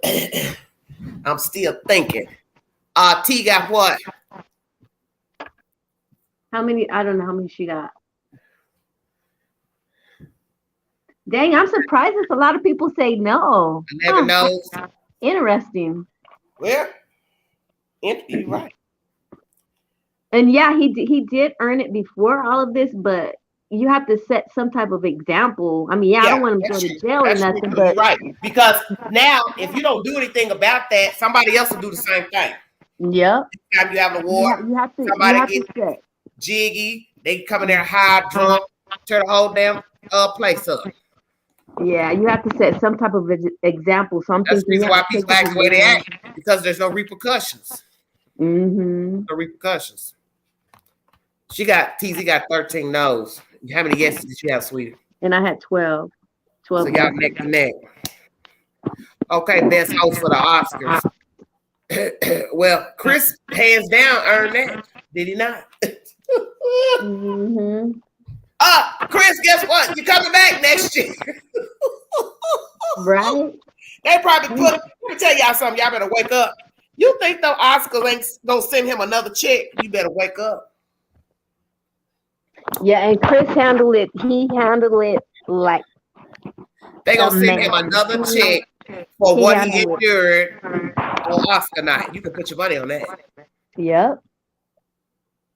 Melly says banner for the next year. Yeah, he really handled that like a man, because he could have easily retaliated. You know, he could have easily not retaliated, but he could have slapped him right on back. Okay, TZ said he should keep his award but ban for future appearances. Oh, interesting. Keep the award but ban thereafter. What do you think about that, Crystal? That's not good enough for me. I think he needs something to hit him hard. And I don't giving him like a fine, that's nothing. Like the only thing I thought about that too. I thought about them finding him because he did that during a public appearance. Yeah, during an award show. That's big money for those people. The award show. He knew better though. He knew better. Yeah. So I don't know. They might. I guess we'll find out what happens. People have talked about him and this woman and that mess that went on a year or so ago with that boy. So my thing is, you weren't going out here slapping and fighting folks then. Exactly. So that was a big mess.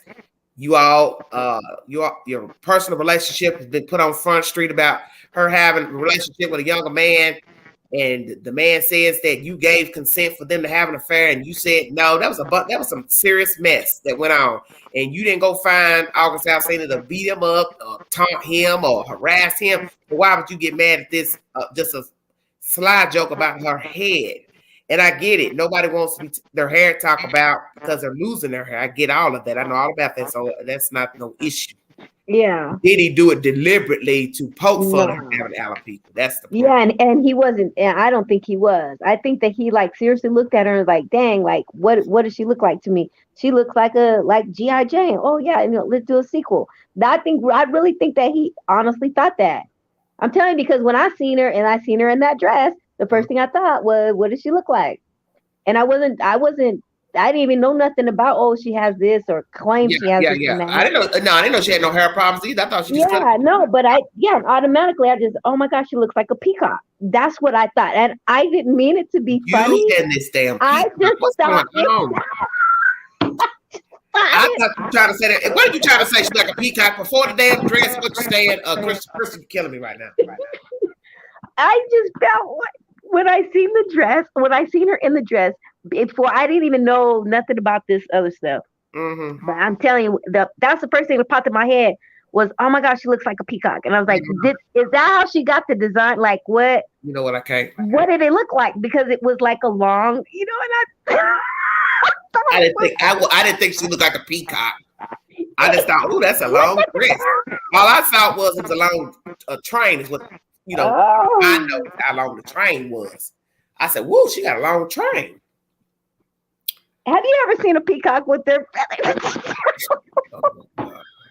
You know what? First off, I don't know what's going on with you tonight. That's what they look like. What's going on? But it was I was so trying to be serious during this live, but obviously I cannot. With you, I'm being serious. You ain't been serious since you got up here, little girl. You've been TTT here like the damn tin man. I don't believe you been in that 10-man cup or something. You just been No, I'm not worried. Since you got up here, so what the hell going on? I'm not worried. No, I've been serious. For real. I'm serious. Okay, TZ says Chris should have known better to come for her. He made the movie Good Hair about black women and their hair. Interesting. I never watched that program. So what you trying to say, Crystal? You don't like the dress?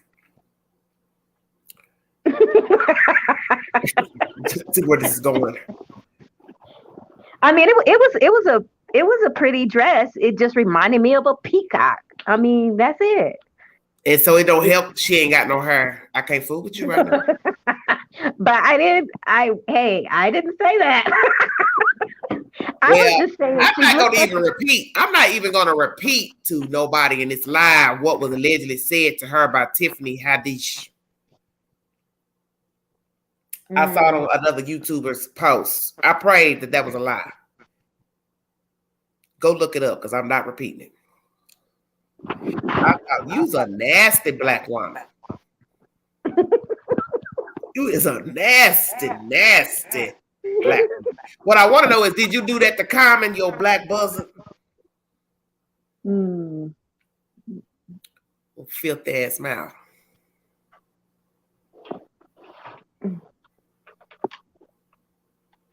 Did you hear what Tiffany Haddish girl said to her? It's nasty. What she should do to him when she get home. Oh Jesus, I'm dead. Oh. I'll send it to you. I'll send it to you in a text. Okay. Hold on. I said, I hope that's not true, because you shouldn't be talking like that, little girl.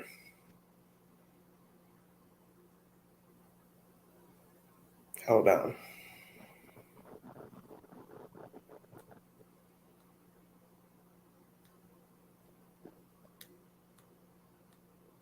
You're going to scream. You're going to be like, oh, my God, you're kidding me.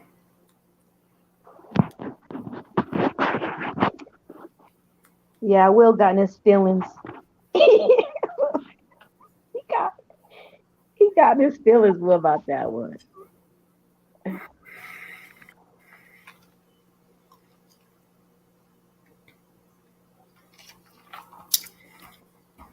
And why was he crying? Was he crying because read the text message there.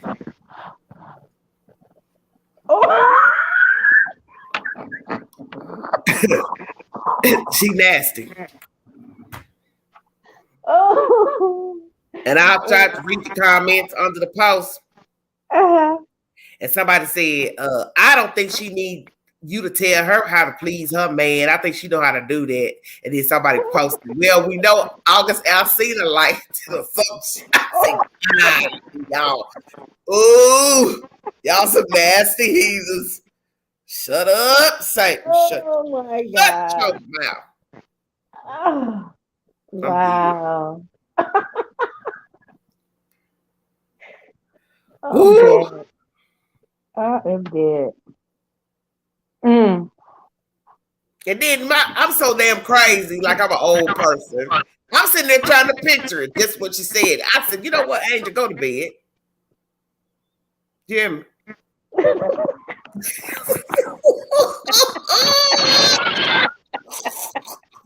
I said, Angel, go to sleep. You tired, little girl. Go to bed. Tiffany Haddish, you was nasty. You was nasty helper.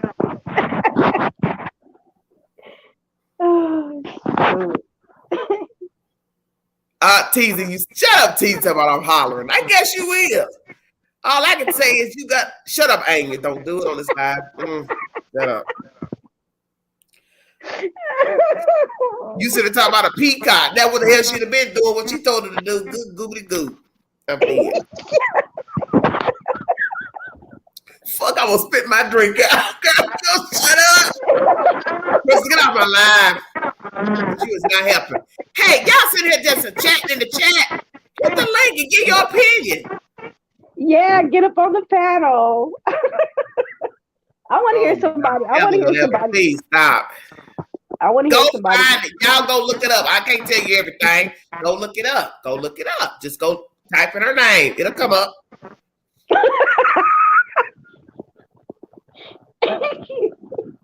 Somebody said would have been funny if Jada got up and slapped Will. Well, what was she slap Will for? Right? Look at my carrots, not from the posterior region. No, baby, I think she talking about, I don't want to say it. Not his tail, but doing it from back, licking his thing from behind. Damn, I got to say it.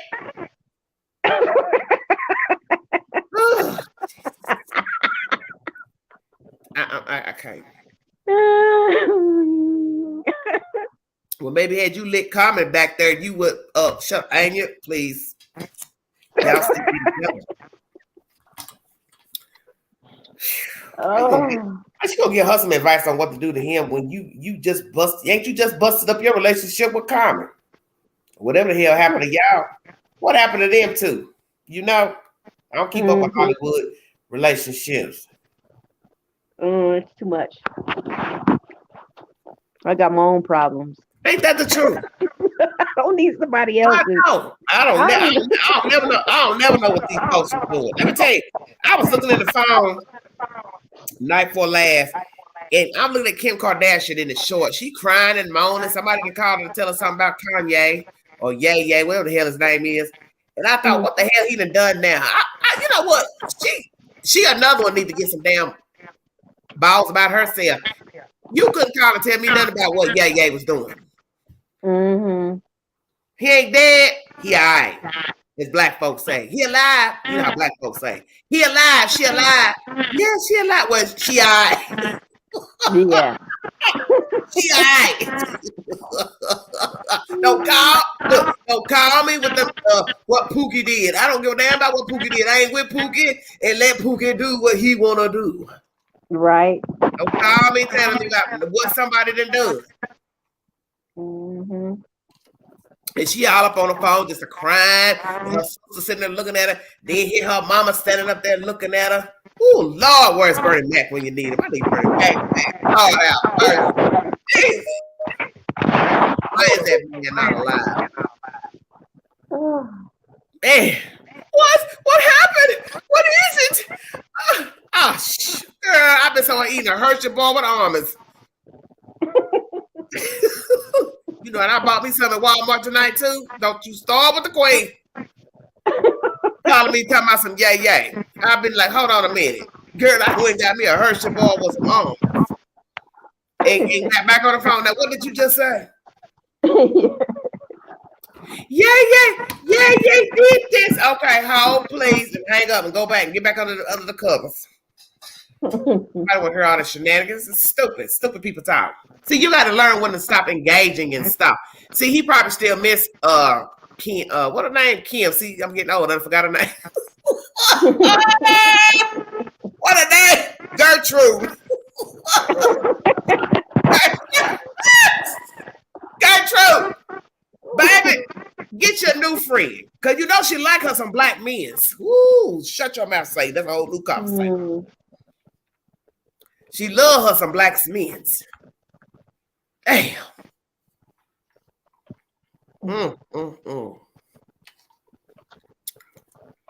Yeah, you wouldn't be calling me, talking about what that man doing. I don't care what he doing. We're not together. I don't care. That's the attitude you have to have. You move on. Right. You don't let people call you, telling you about what somebody doing, and you know, because it could be just something made up to get your attention, to get you all flustered, and they want to see if you still got feelings for them. So, hey man, call her and tell her I fell down the stairs and my stomach hurting, and you know, just make up anything. I wouldn't give a damn what Kanye got going on. Call that girlfriend you've been out in public with. Ain't he been seen with a girl that look like Kim Kardashian? Call her. Yeah.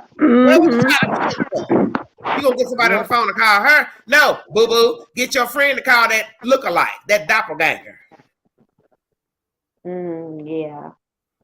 The link's in the I'll put it back down because ain't nobody putting the link down. Hold on a minute, baby. Y'all have me on here 1 hour 39 minutes. Nobody want to hit the link. Y'all know y'all some chatting folk. Y'all love to chat. I don't know why people come over here don't never want to talk. I might just start doing celebrity news only. What you think about that? Well, that'd be cool. We'll quit talking about that other stuff. I ain't getting nothing out of that. I ain't getting nothing. Ain't getting nothing out of that other stuff. I think you like that old celebrity news. Because you've been sitting up here cutting up. I'm so disembobulated. I don't even know how to punch the keys.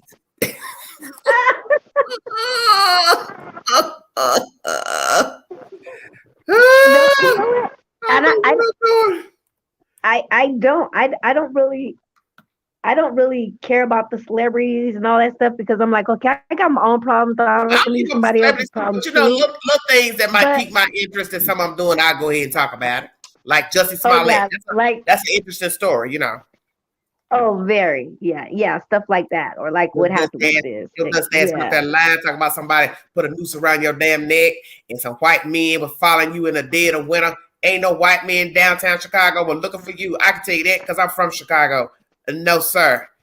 I live there and they ain't never chased my big butt nowhere. I ain't never seen no white men chasing me, trying to put a noose around my damn neck. Yeah. Ain't no way.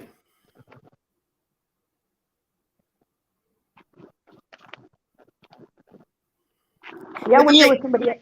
83 viewing. Hit the link. You want to give your opinion pertaining to this mess that happened at the Oscars between Willett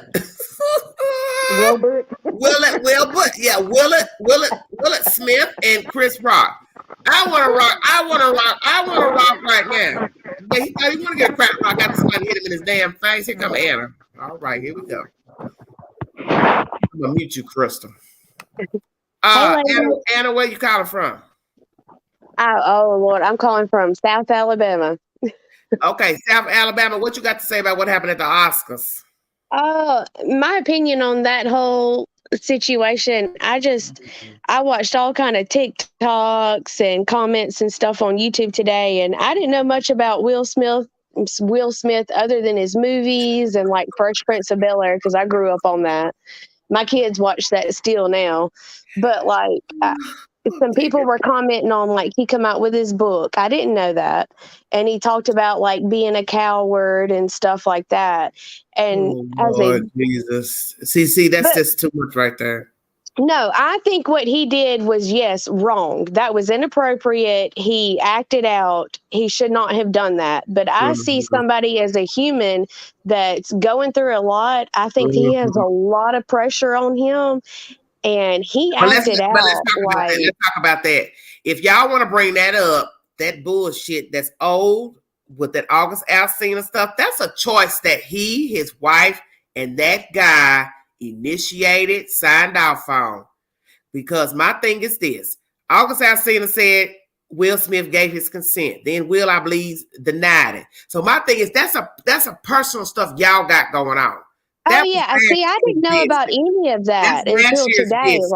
Okay, so that's last year's business, right? Yeah. This is a new year. This is a whole new year. Why would you be carrying that? Let's just say if that's a problem, still into a new year or whatever the hell you got going on with your wife. He's probably offended because she has allegedly an alopecia issue. Woo woo woo. But okay. You agree. Meaning, if you choose to stay with her, why are you carrying those issues with you? That's my point. Exactly. Yeah. So Denzel used that as an excuse, and that's not a good excuse because everybody's got problems. So if you still got some issues with your wife about this, and this, and then you just ticked off because of what dude said, that's on you. Because in the end, you stood there and laughed at the joke. The camera does not lie. You laughed at the joke. The camera panned to her. She was not smiling. So perhaps she said something. He saw her expression and then he got crunk. But that wasn't the time. What he should have done was waved his hand and said, all right, dude, not a good joke. My old lady mad. Squash that. Y'all could have squashed it after the Oscars. I agree with everything you just said. Totally agree with that. The only thing, like, he reacted in a moment. He had a decision and he reacted to it. Like, I think that no telling what kind of conversations they had leading up to that moment. And he reacted to that. He chose a bad moment to react to something. Yeah, I think because it shows him laughing. It's a difference if the camera panned and he wasn't laughing. He was laughing, and then the camera panned to her. She was not, because you could tell she was smirking like, okay, that's not funny. And I think he realized, okay, my lady is upset. But you should have handled it afterwards and said, look, girl, upset about what you said. You owe her an apology. Yeah. Then it been up to Chris Rock to decide if he wanted to give an apology or not. But you just gonna go in on a man after you done laughed about it. So you make yourself look stupid.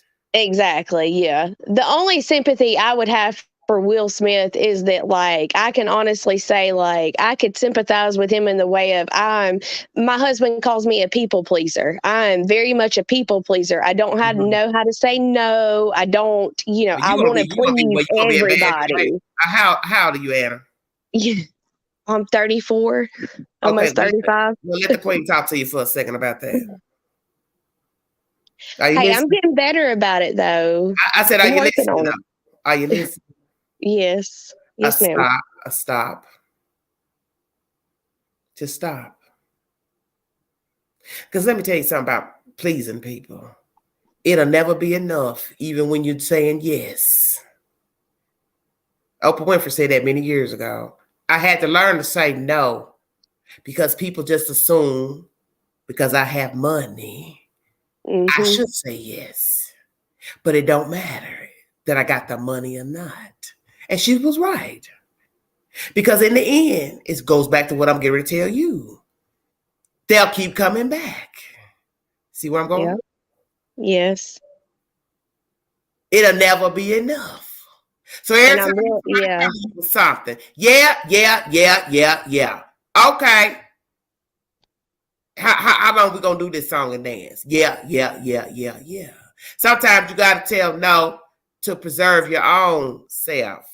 No, I can't do it. No, I can't show up. No, I can't do that. No, I ain't got no money. No, I can't give you a ride. No, I can't keep your kids. No, I can't. I want to sleep in today.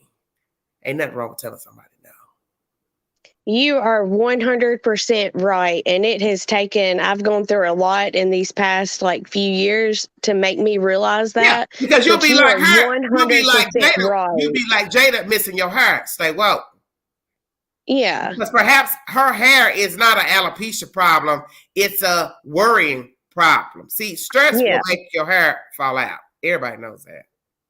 But I've also been in Will's position where I've been a people pleaser and tried to please everybody. And then it just all boils up and comes out at the wrong moment. And then you end up looking like the crazy person. We don't really know Will. We don't really know what he's going through. And we don't really know if he has allowed his situation, whatever it is, to be exacerbated by allowing things to go on. See where I'm going? Yeah. Because I don't know Will Smith. And I don't know what's going on with him. But just from the things I've learned about them, not wanting to implement structure and guidance with their children, the scripture will tell you one thing begets another. Perhaps it's you reaping. You understand? You don't. You spared as the scripture say, you spared the rod. You want to implement no structure. Now, allegedly, your wife had an open relationship. What good did you think was getting ready to come your way? So you got to stay. Exactly. You opened the door to foolishness and allow foolishness to come into your house. You don't do that. Yes, ma'am. I think that's where I come in saying, I don't know, maybe I seen something in him. And even afterwards, him crying, like that whole feeling of being a people pleaser, like that feeling of trying to please people no matter what. Yeah, but what does people pleaser? Think about that for a second. See, that lets you know he got some other shit going on. You sitting up here accepting an award and talking about people pleasing. What they got to do with Chris Rock joke? No, that was totally, that wasn't even I've seen people go through worse jokes than that before. That wasn't even that bad. But that's my point, is that You admitting that don't really have anything to do with the joke. That's maybe why I thought there's a lot going on in his life, and that was just like he chose the wrong moment. That was the top out. But see, the thing that still don't make no sense is you were laughing at the joke. Because he thought it was funny. Not laughing. He looked at her, and I think when he looked at her and seen the expression on her face, and then he thought, okay. But see, he still shouldn't have went up there. What he should have done is yell back at Chris and said, "Yo, dude, girl upset. And then Chris would have felt some type of way probably, and he would have waited till after his set, and then probably went to Jada and said, "You look, home girl, I ain't mean no harm with you. You know this is my job. This is what I do, but it ain't never nothing personal." And then it'd be up to her to decide if she wouldn't accept what he's saying, apology, if he apologized. But see, it didn't go down like that. It didn't go down like that. No. And to be honest, if you go a little bit deeper, if you think about it, like maybe that was Will's way of when he looked, of course he thought it was funny. We all seen that. He laughed at it. She was pissed off about it. When he looked over at her, maybe after all these years of taking that shit of these other guys and everything, this open relationship kind of thing and being embarrassed, he looked over at her and it just snapped. And he seen that as an opportunity to be a man and stand up and say, "Don't talk about my woman like that." And that's what I was saying to Crystal. Do you think perhaps that he wanted to show his masculinity publicly because of all the jokes, the commentary, people talking bad about them? Could it be, hey, here's my opportunity to show people I am a man. I'm strong. I can think for myself. I can do for myself. I ain't no pussy. You know what I'm saying? I can think for myself.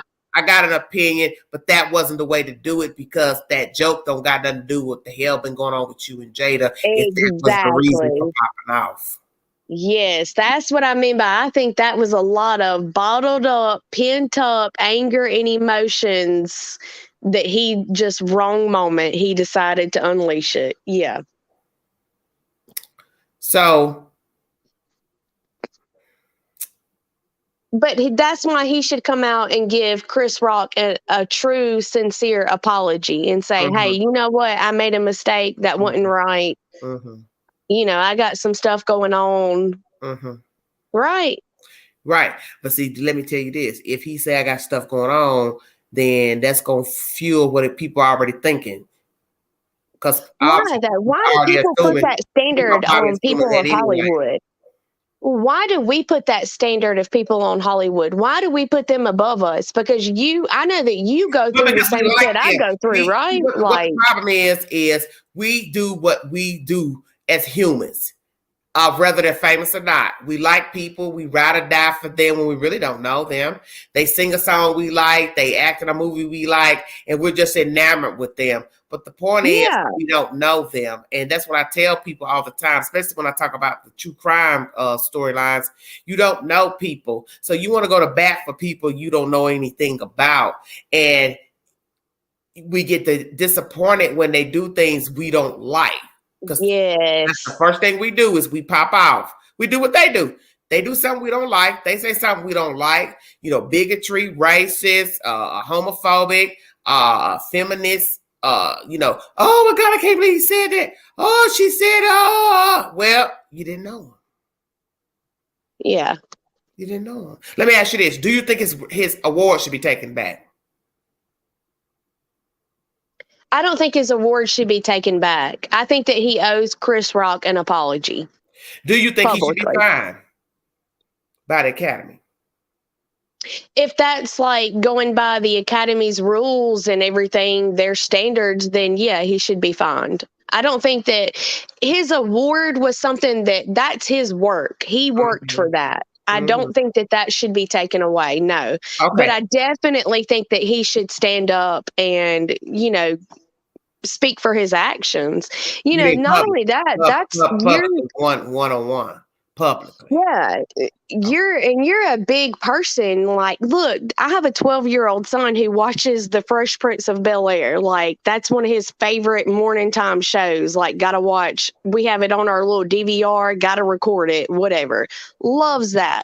Like, looks up to that. People look up to you, and if you're gonna be that person and be in that public spotlight, you need to realize that they're looking up to you. And when they see that, they think, oh, hey, because my emotions got the best of me, it's okay to do that. And it's not, right? Well, should he be invited back next year or after, or should he be banned altogether? I wouldn't ban him altogether, but I would definitely say you owe Chris Rock a public apology. Okay. Well, you don't see that the Academy allowing him to come back, don't take the award, is showing that somebody else can do the same thing. Think about it now. That's true too. I think it should go based upon his actions from here. If he's man enough and willing enough to step up and say, you know what, I made a mistake, that's not right. Mm-hmm. But should we punish him for the rest of his life for that? Well, my thing is, it can go a multitude of ways. Like I said, you have to set an example with people, because this is why people get away with doing the things they do, because there are no ramifications. So imagine next year they have a ceremony and somebody does the same thing. What would be the excuse then to say the same thing? We don't punish them for the rest of their life. See where I'm going? Exactly. So at some point in time, you have to set an example and say, you know what? This ain't right. Judicially, that's a judge's job to show. I can't just let you run amok in the street and do things to people and don't pay the piper. Yeah. So it's the same. Yeah. Right. I mean, you're right. I agree with you 100%. Yeah. Right. But because people like him, it'll be the same as saying, well, don't go harsh on him. He did this. He apologized. Woo, woo, woo. But it's still, that was a public arena. It was disrespectful. You end up receiving an award 40 minutes later. So they could have gathered in 40 minutes to try to meet. Somebody could have sent everybody a text say, we need to make a decision about letting him stay in the arena, in the room, woo, woo, ban him, bar him, whatever. Yeah. But they have met, and like they said, it was heated and it was divided. So that show you right there. Some probably wanted him out. Some probably still want him in. Yeah. But my thing is, wait until the next time somebody decides to show out, get crunk, get drunk. Then now it's, you can go to the Oscars and show out. See what I'm saying? So then they should fine him. There should be some kind of, I agree with you. There should be some kind of, I've seen a lot of stuff, mixed reviews on like TikTok, Twitter, and everything today. People rooting for him, people against him.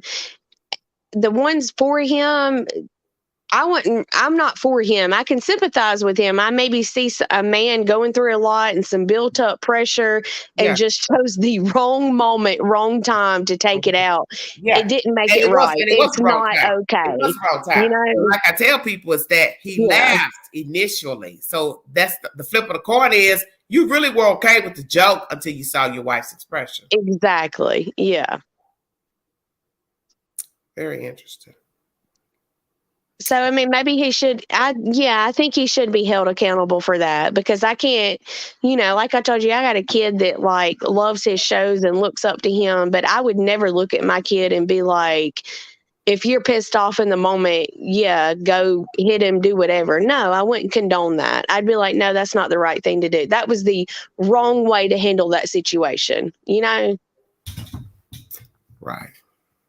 So that's why I think that he needs to come out, no matter how many supporters he has right now of what he did. He needs to be big enough to come out and say, you know what, that's not right. Because in the world we live in today, that right there, that physical violence, that laying your hands on another person, that's not right. Right. Yeah, because he knows the issues we have in our communities with African-American people exacting crimes against one another. He knows that, see. So you going up there in a public arena as a professional hitting a grown-ass black man and you're a black man, come on now. You could be mad at the joke. She could be mad at the joke. You could have said what you had to say to him afterwards. She could have said what she had to say. Quite frankly, she should say something because she's the one that's offended. Hey, Chris, I know you got a job to do, but I don't like that shit. And then she walk off. Exactly. Yeah. It should have been handled after it though, right? Not in the moment, like in that setting. Mm-hmm. Okay, can I have a real conversation with you? Like, I'm a white female, clearly, probably from my accent and everything, but it hurts me to hear you, like, to have that, like, you saying just the whole situation, like, y'all joking about like a black person went up there and ruined it and everything. Like, that sucks, right? Like, because But I I tell you don't the view truth. it as like that, Because that's the perception by many outside races of us, that we're violent, we pop off, we're loud, we get upset, we show out in public. So you gave the outside people a reason to talk about black folks. You gave them. That's what they want. That's why we tell you to think before you do things. You gave the white man what he wanted when you went up there and slapped another black man in public. See, that's why I keep trying to tell people. You got to think about what's really going on. Besides just, you offended my wife. Yeah. I guess maybe that pisses me off because I see a lot of things of like the white man doing the same shit. Yeah, but maybe not that big, like behind the scenes. Yeah. A lot of white people don't view life like that. But you don't view like that. You could right now, a white man could know his white friends steal, manipulate, get high, but he will possibly still talk more junk about a black man doing those things than his white counterparts. Yeah, and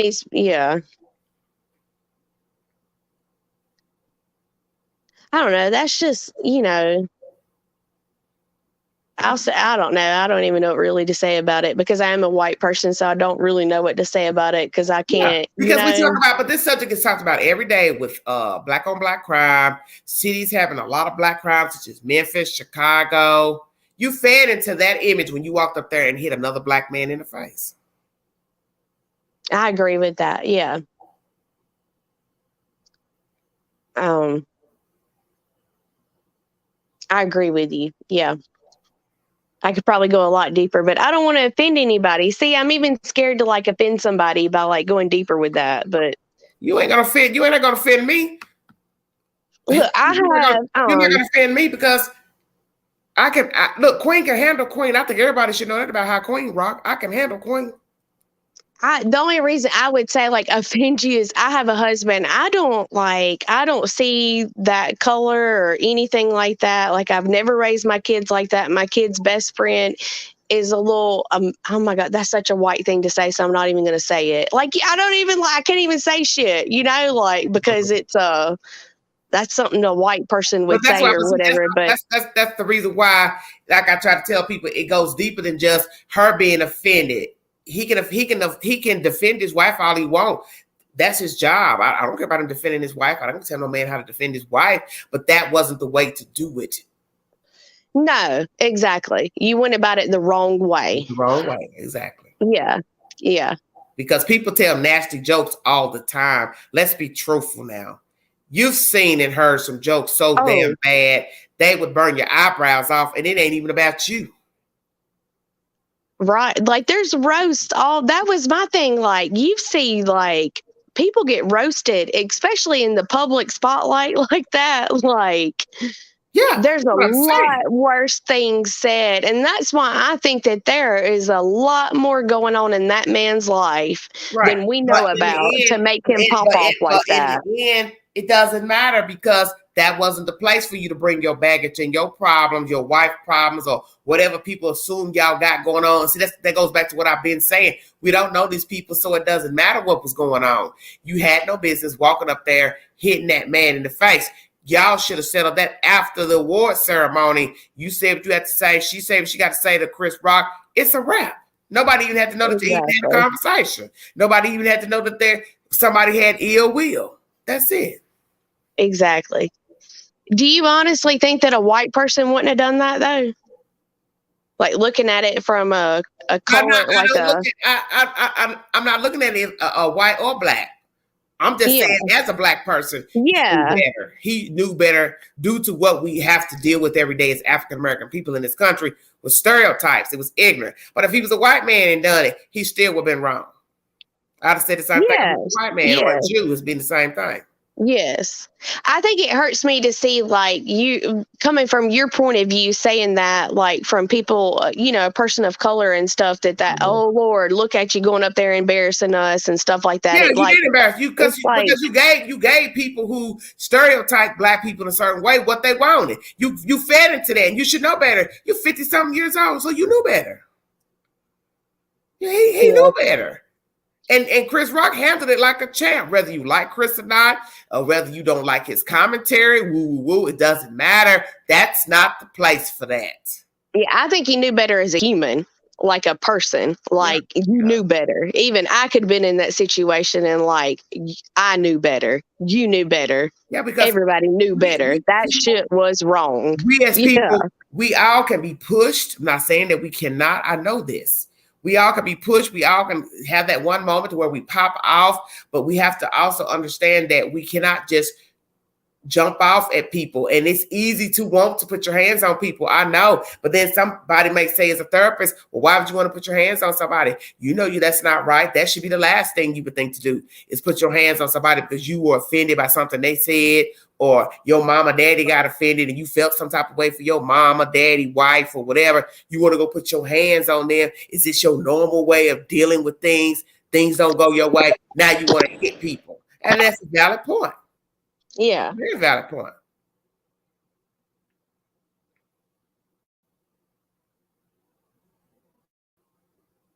I kind of think he wanted to show off because he laughed about it at first. So it really didn't make any sense to go up there. Anna. She fell off. Anyway, Will Smith knew better. Anybody should have been popping off, should have been Jada. She wanted to pop off. She wanted to yell back, hey, that wasn't right. Woo, that been on her.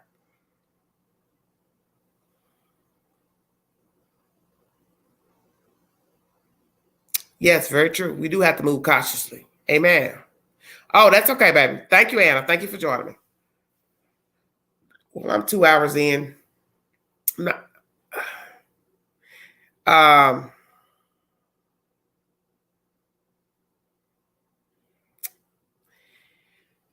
Oh, she's back. Okay, hold on.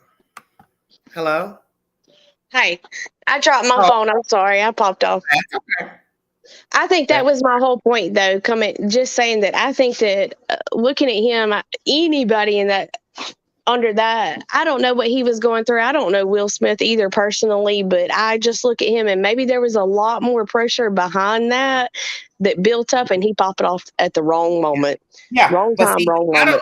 I don't really like that being said because this was a public place. We're not talking about some people were at a barbecue and it still would have been even wrong then. But I could see that if it was more intimate and more personal. That man does that for a living, making jokes, cracking jokes. Yeah, and I agree. And he's not gonna make nice jokes. Everybody knows that. Like somebody said, you're in the front seat. That is what all comedians do: is make fun of people in the front rows of the auditorium. Everybody knows that. The way that I would make it okay for me would be though Will Smith to step up and say, you know what, y'all, that was wrong. I had no right in the world to lay my hands on that man, no matter what. Even if you did pop off at my wife, hey, back the fuck up.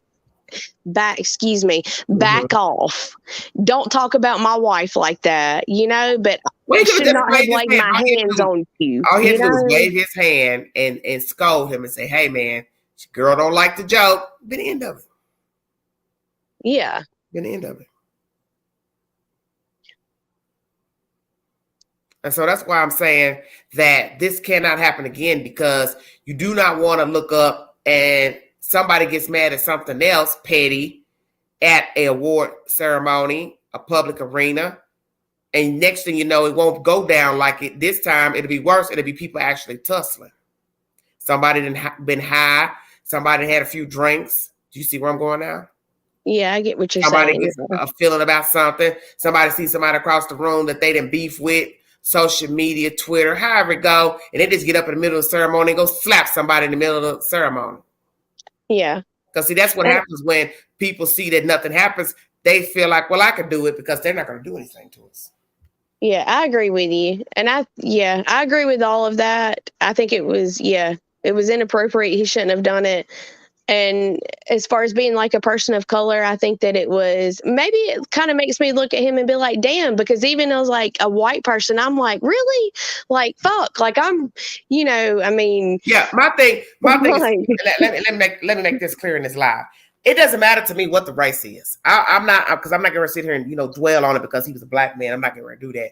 My thing is, he didn't have no business going up there hitting the damn man. He could have said whatever he said while sitting in the chair. Hey, she didn't like the joke. That's the end of the conversation.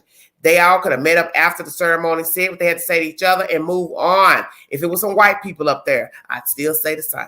Good. Yes, because I've seen a lot of jokes cracked today about it being a person of color and that kind of thing. And it just, to me, is Explain what you mean. Like that it, saying, making y'all look bad or whatever in that situation, or saying that a white person wouldn't act that way. And I don't think that's right. I think that a white person would act that way. Yeah, there are white people that act like that. I see a lot of white people shot in public. Yes. Okay. White people being, we can go from a lot of people who film from their phones how white people get down in public. Yeah, Karens all day, every day. Yes, right. Messy, like to stir up stuff, like to intervene in stuff that's not serious, making things more than it is. We see a lot of white people that do that. Yes, I think that's what sucks about situations like this, though, especially like right now with everything that's going on when it's made out to be like that. And it ain't, it shouldn't even come down to that, right? Yeah. Well, see, my thing is life is a learning experience. I'm sure after this, Will Smith realized he messed up. He didn't have to go there. And his wife should realize too, okay, I thank you for defending me. But she should also say, of course, that wasn't the right way. Because see, what you're doing now, or what you have done, is now open Pandora's box for people to make more jokes. Yes. You defended me in the wrong way. Right. Yeah. Because I think that's why I think he had a lot of pressure on him, and he didn't know how to deal with it, and that's why it come out at the wrong moment, wrong time. Yeah. And really, it doesn't matter that they've been going through other things. That's a poor excuse. Because we all have bad days and want to pop off and flip out. I could have flipped out on somebody this weekend when I went out, but I didn't. Because I'm going to let this crazy person have it. You understand what I'm saying? Yes. Sometimes you just gotta walk away. I'm gonna keep letting you make a fool out yourself till you just finally one day give up and say, I am not getting what I want from Angela. She is not giving me what I want. You understand what I'm saying? I do. I think that's my husband. What I told you in the beginning, my husband telling me I'm a big people pleaser and I don't know how to say no. That's his biggest thing to me, is me coming home and bitching to him about the Angelas and the whatevers. And it's taken me a lot of years to realize, like, I don't have to please her. I don't have to please you. I don't have to please anybody in this world. Well, let me ask you this. Who is it that you're trying to please all the time? In my life, my experience was my family, my biggest thing. My dad passed away 3 years ago from cancer. And when he died, I lost a lot of my family. It was just a big controversy. I spent a lot of years pleasing my sisters, my brother, trying to make them happy, sacrificing time with my kids. But what was the controversy about? What can you say? Just my dad was one of them people that kind of held everything together. Mm-hmm. If you know what I'm saying, like just one of them like central people that like just held it together. And when he was gone, there was a lot of controversy, a lot of fights, but I was the one out of everybody that was constantly, I was hopping between all of them of, I know you hate her. I know you hate him. Like, let's just all get along. Let's get along. What are you saying? Y'all fell out because the daddy died? Yeah. When my dad was alive, we all fought, but we didn't like everybody it wasn't like that. We all stayed together. What were y'all fighting over when he died? May I ask?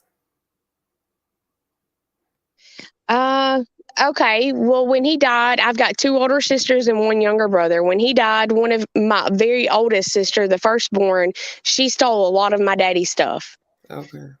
Which I did after like a couple of months. Me and her I was like, I don't even care. Like, that's not going to bring my How'd she daddy steal it? back. It doesn't How'd she even steal it? matter. Listen. How'd she steal it? And We were at his funeral. She left early and went and took it. so she took what, jewelry? She took like his just a stupid small shit, and that's why I was like, it was like his glasses, his lice, his wallet, things that should have gone to my brother, the only boy. Petty stuff. Okay, so my thing is this. So how do you fit in all this? Me, where I fit in is that they hated her for that. And me at a certain point was like, this is so fucking stupid. I'm not going to hate you over that. That's not going to bring my dad back. Okay. So I had a relationship with her. They felt like you should have been angry with her because she stole stuff. Okay. Yeah, I did. Okay. But I'm not going to be like at a certain point. I was like, I can't, that's not ever going to bring my dad back. Right. Like that wallet or those glasses and then it did get bigger from there. Like I had a relationship with her, and then we had a lot of land that come into play. And that kind of like separated all 4 of us. I've not talked to them in a long time since all of that. Like it just broke everything apart, which is, hey, anybody out there listening right now, the best advice I can give to you is take care of things before you, you know. But see, a lot of people don't want to do that because many people don't want to accept the fact that they're going to die. So they don't want to talk about divided. We're all going to die one day. I can promise you that. Take care. Do not leave your kids with that to deal with. Do not do it. Well, that's why a lot of people are falling out to this day, is because of things that happen after death. Yes. Because like I said, people don't want to acknowledge that they're going to die. So they don't want to go to, an attorney's office and divide everything up and tell everybody who going to get what and discuss it. My thing is, you should discuss it while you living. I got this, and this. Who wants this? Who wants this? And everybody sit around and take a vote and go from there. It'll probably be some animosity even then, but put an end to it. Yep. Don't just die and then expect somebody now got to go to the bank to prove they're the daughter and this and why they should get the money. Yep. That's just a hell of a situation to be in. When my dad was alive, I was the only one. My siblings live about 3-4 hours away from us. I was the only one that's lived here for like the last 15 years. I took care of him like through all these years when he had cancer and everything. And I begged him, pleaded with him, Dad, like he told my aunt everything he wanted, like in his will set in stone, and was like, Dad, go make it official, go do it. He wouldn't ever do it because he was like, I know y'all are going to figure it out. And I trust my sister. She's going to do everything the right way. Well, guess who now has the land in her name and has basically said, screw y'all. But see, that's wrong because all of y'all should got a portion of the land. Everybody knows. Yeah, but it's in her name. And who put it in her name? Well, it was somebody had to put her name. His land, but was kind of in her name, and it was a messed up situation to begin with. It was in her name for tax purpose, like I don't know, just a bunch of. And they left it that way and didn't say that when she died, divide it up with the other siblings. He trusted her to divide it between us, and she basically took it. Yeah. Everybody, I've heard that story from somebody recently. You cannot trust somebody to give a portion to people. I've heard this, I don't know about how many times from people who, that's just like putting somebody's name on an insurance policy and then expect them to divide the money up with the other children. You don't do that. You put all children's name on the insurance policy, and then when you pass, each person will get the designated amount of money. Yes. You can't trust somebody to give money to somebody. That's the stupidest thing I've ever heard. No, even when it comes, people don't believe, like my husband, his family doesn't have land, like a lot of, maybe 2 acres, but they have like guns and stuff like that. And I've told him before, like, yeah, you can sit there and say like, what each of our boys get, what your sister, her kids get and everything. You don't know what happens until your mom and daddy die. Yeah. Like you've never been in that situation before. But that's why it's best for all children to have a talk with their parents about what they're going to leave. That way there won't be any misunderstandings. Nobody has to be fighting and arguing over a chair, a car, a house, whatever. Just talk about it and be done with it. Yes. A lot of people And don't maybe talk about it. maybe the way I didn't explain it, it sounds weird, but I will tell you, when my dad was alive, I had a very, very close-knit, tight family. Like, me and my siblings were close, my aunts. When my dad died, a lot of things changed. Like, a lot of But people money, showed their that's true the thing about, colors. but that's the thing about life. Money changes Yeah. people.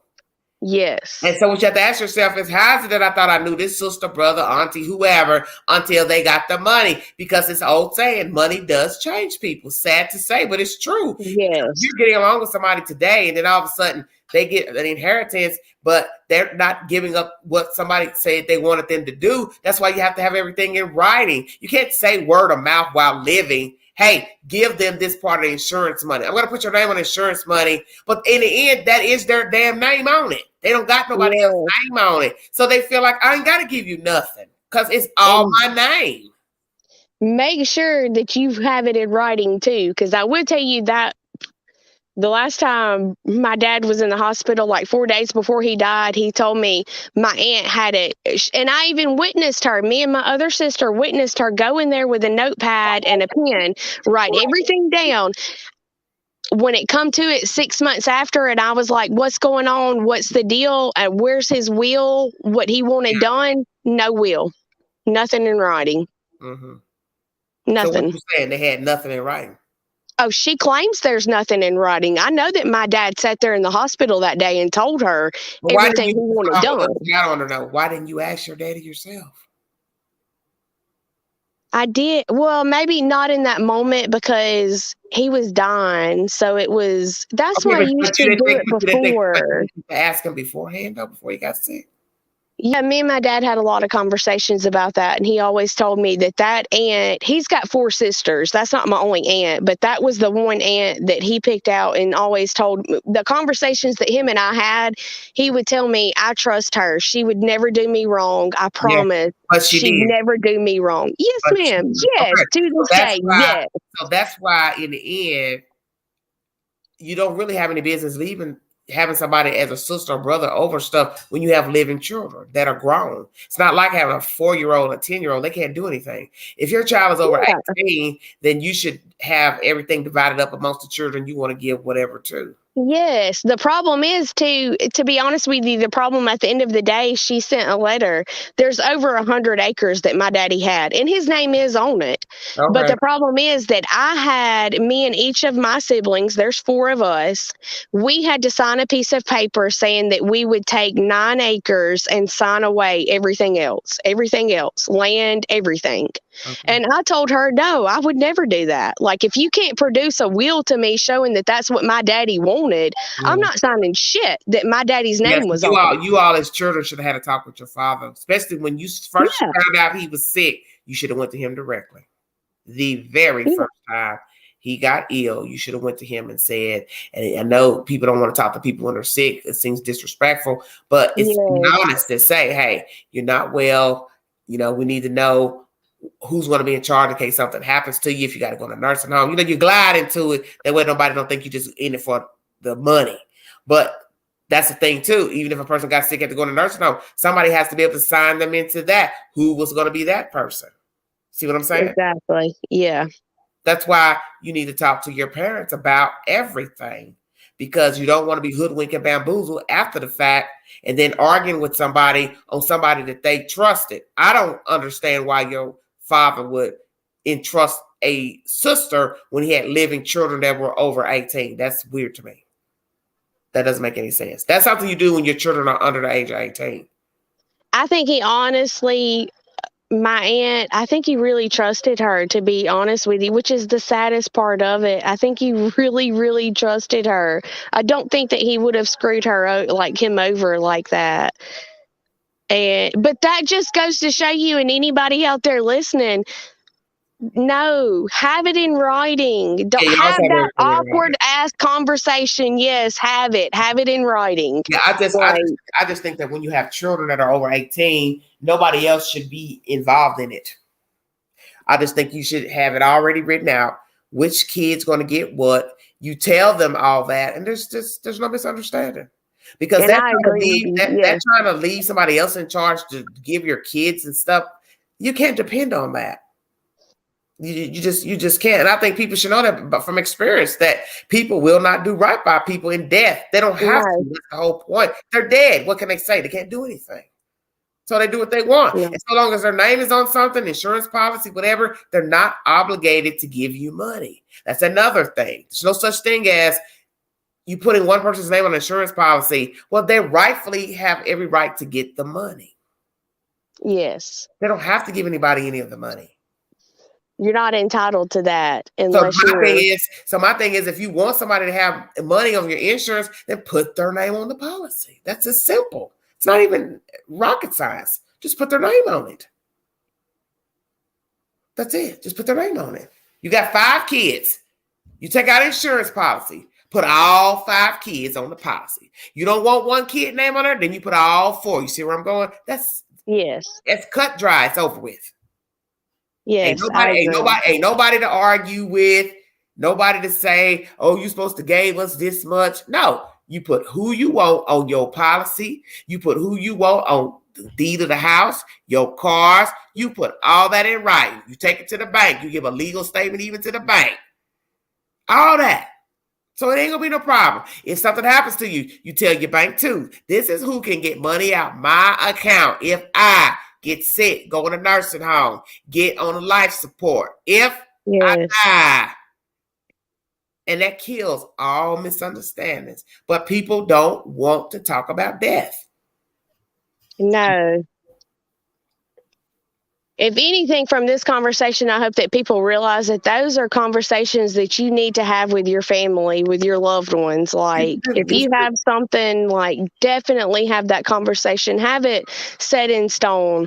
Those are the things that are gonna, you can sit there and, oh, my sister, we've been, like, tight. Yeah, we'll hear that all the time. I love her.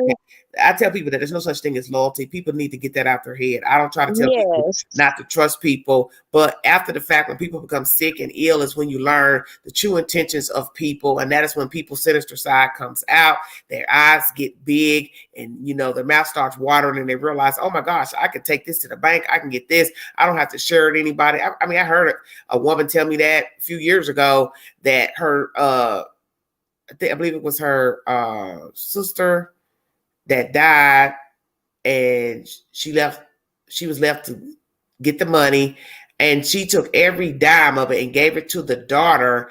And I told myself, I said, well, why didn't you get some of the money if she told you that you could have some of the money?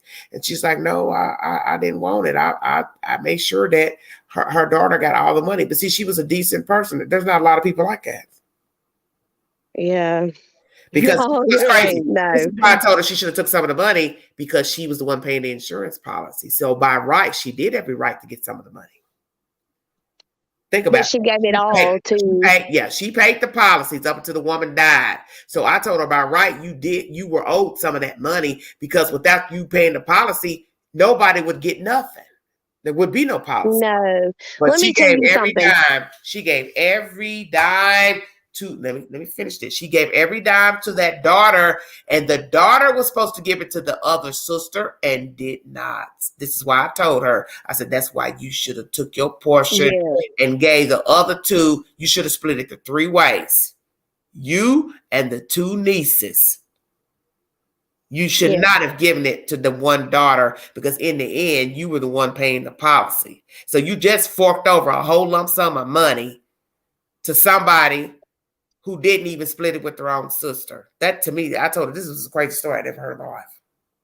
Look, I'll tell you, on like life insurance policies and stuff like that, and this is what gets me with people that like have a problem with people that take life insurance policies out on their children and stuff. Mm-hmm. I'll tell you that unless you've ever been standing there, like with my dad, he did not have a life insurance policy. None of that was paid for. I stood there, same aunt that he loved, trusted, cared for, is married to a millionaire, a fucking millionaire. His previous wife, 3 years before he married my aunt, was in an accident with an 18-wheeler. They sued the company. He became a millionaire. She died. Okay. He's a millionaire. Could have paid for it. like it was $15,000 is what it cost to bury my dad. Okay. No problem. But everybody and even my siblings looked at was me and my husband had to go take a loan out to pay for my dad's funeral that day. And I guess it is different state by state, but in Alabama, you have to have it up front. Like when you go to the funeral home, you have like a day or two to come up with that money. Oh, wow. Oh, so yeah, it's no like there payment is plan. no payment plan or nothing. No. Yeah, that's bad. Yeah, like you have to have that money up front. And that when I have life insurance policies on both of my children, my husband has them through his work. That he has his own policies on all of us. Like I don't hate anybody for who takes out a life insurance policy. That is a good thing to have, in my opinion. Well, you need it, but you need it for just what you just said. If they're not going to take payment plans, and then too, a lot of people aren't in any positions to pay costs. Can you imagine income? So sitting there dealing with that kind of grief of losing somebody, and then also having the stress of like, how the hell am I going to pay for this? How am I going to Well, see, that's what was wrong. She had access to money and then left people who didn't have much to pay for. That's foul. And see, that's wrong. Yes, and that was the thing with my aunt.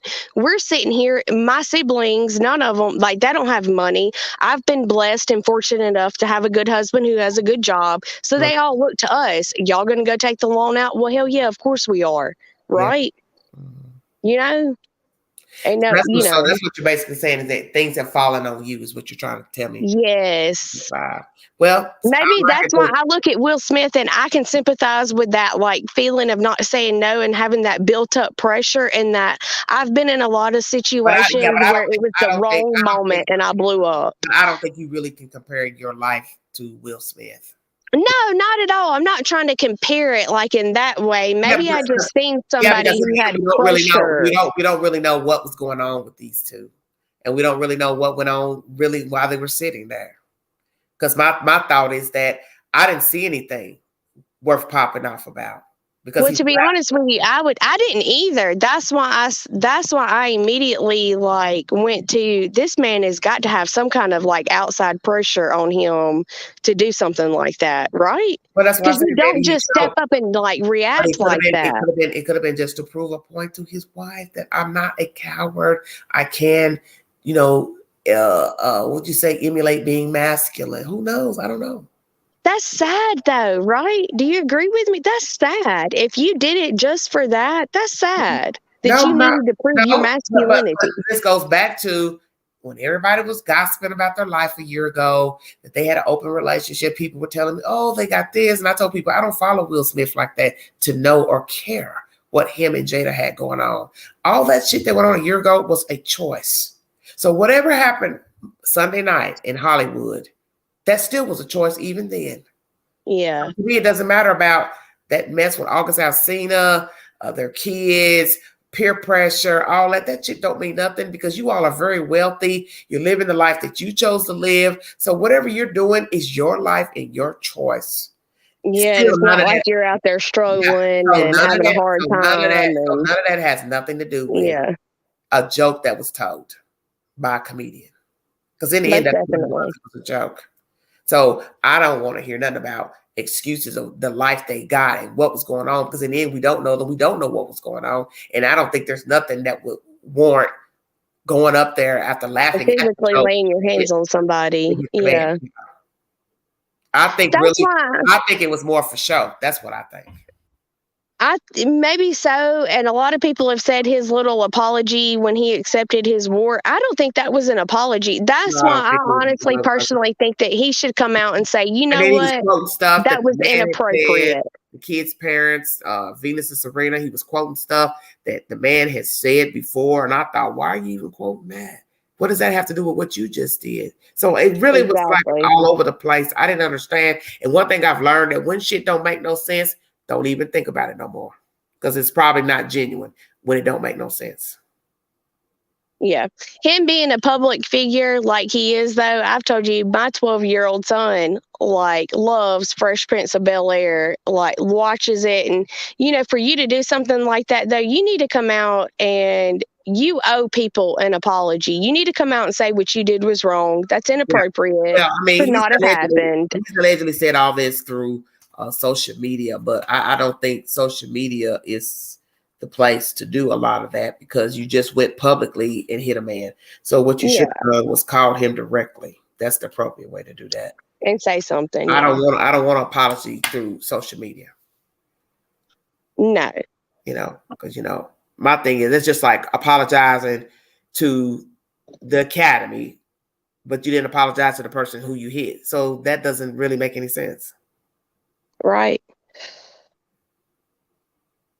So maybe that's my fault too. And I've heard people do that. They'll apologize to everybody else. You're apologizing to other people because they saw you act a fool, but you're not apologizing to the person that you violated. See, yeah. That's the problem.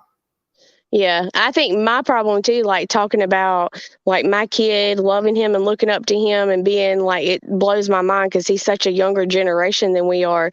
But like, that's putting him up on a pedestal, right? Like that's placing those people up on a pedestal higher than you and I are. He's human like you and I, right? They make mistakes. So we shouldn't put those people up on high pedestals, right? But people do, though. That's why I keep trying to tell people all the time when I talk about my content, is that you don't know people. You're rallying for strange people you don't know anything about.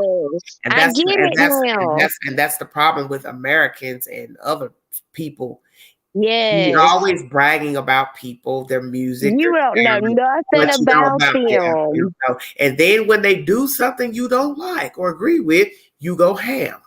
Yeah, but you never knew that person. I had an athlete once say, an African-American athlete said directly, I don't want you looking up to me. That's what he said to young people. I don't want you looking up to me because I can't be who you think I should be. Because that's not who I'm trying to be, is a role model. He was very honest and blunt. And he said this, don't look up to me because I'm probably going to do some stuff that's messed up, jacked up. And I don't want you later crying and moaning that, oh, he did this, he did that. But that's an honest person speaking. Exactly. He was being honest. I'm a football player, woo, woo, woo, but I am flawed and I may do some things you don't like. And then later you're going to start moaning and crying about what I did. When I never told you I was trying to be a role model. He was very honest. I respected him for that he was honest. Don't put me up on a pedestal because I am a human being. Well, anything else you'd like to say? I'm going to check out of here. No, but it was really great talking to you tonight. Thank you for letting me come up. Hope everything works out for you. You too. Well, thank you. Right. I love your show too. You're like the realest show out there. Thank you so much. You be careful, dear. You too. Bye. Okay. Bye-bye. That's Anna, everybody from Alabama. Thank you all for joining me. Thank you, Crystal, the Mods TZ. As most of you know, Will Smith hit Chris Rock during the Oscar ceremony on Sunday night. He has publicly apologized to the Academy. And I'm assuming Chris, he's apologized. I don't know if he called him directly, but he has apologize to everyone. But my thing is, was it genuine? And why even do it when you have to later now apologize? See, that's the thing about doing things. I understand we all get angry. Trust me, I know there are days I really want to pop off.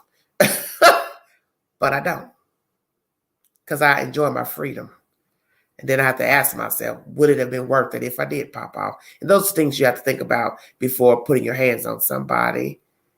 Because people will look at you in that way like, okay, you're ill. You've got problems. You don't know how to handle adversity, obstacles. First thing you'll think of is putting your hands on people. And you do have people who navigate like this in life, that as soon as things go bump in the night, they reach out and touch somebody. But you can't live like that because you just can't go around hitting people, beating people up because they said something out of the way. They looked at you. They passed a rumor. They lied on you. Hell, they told the truth.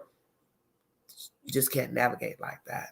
So we will see what happens with Will, his wife, this outcome with Chris Rock. We will see what happens. We'll also see what the Academy will do as far as ramifications for Will Smith. Will they take away the award? Will they sanction him? Will they fine him? Will they tell him he is not allowed back and, hey, possibly give the award back?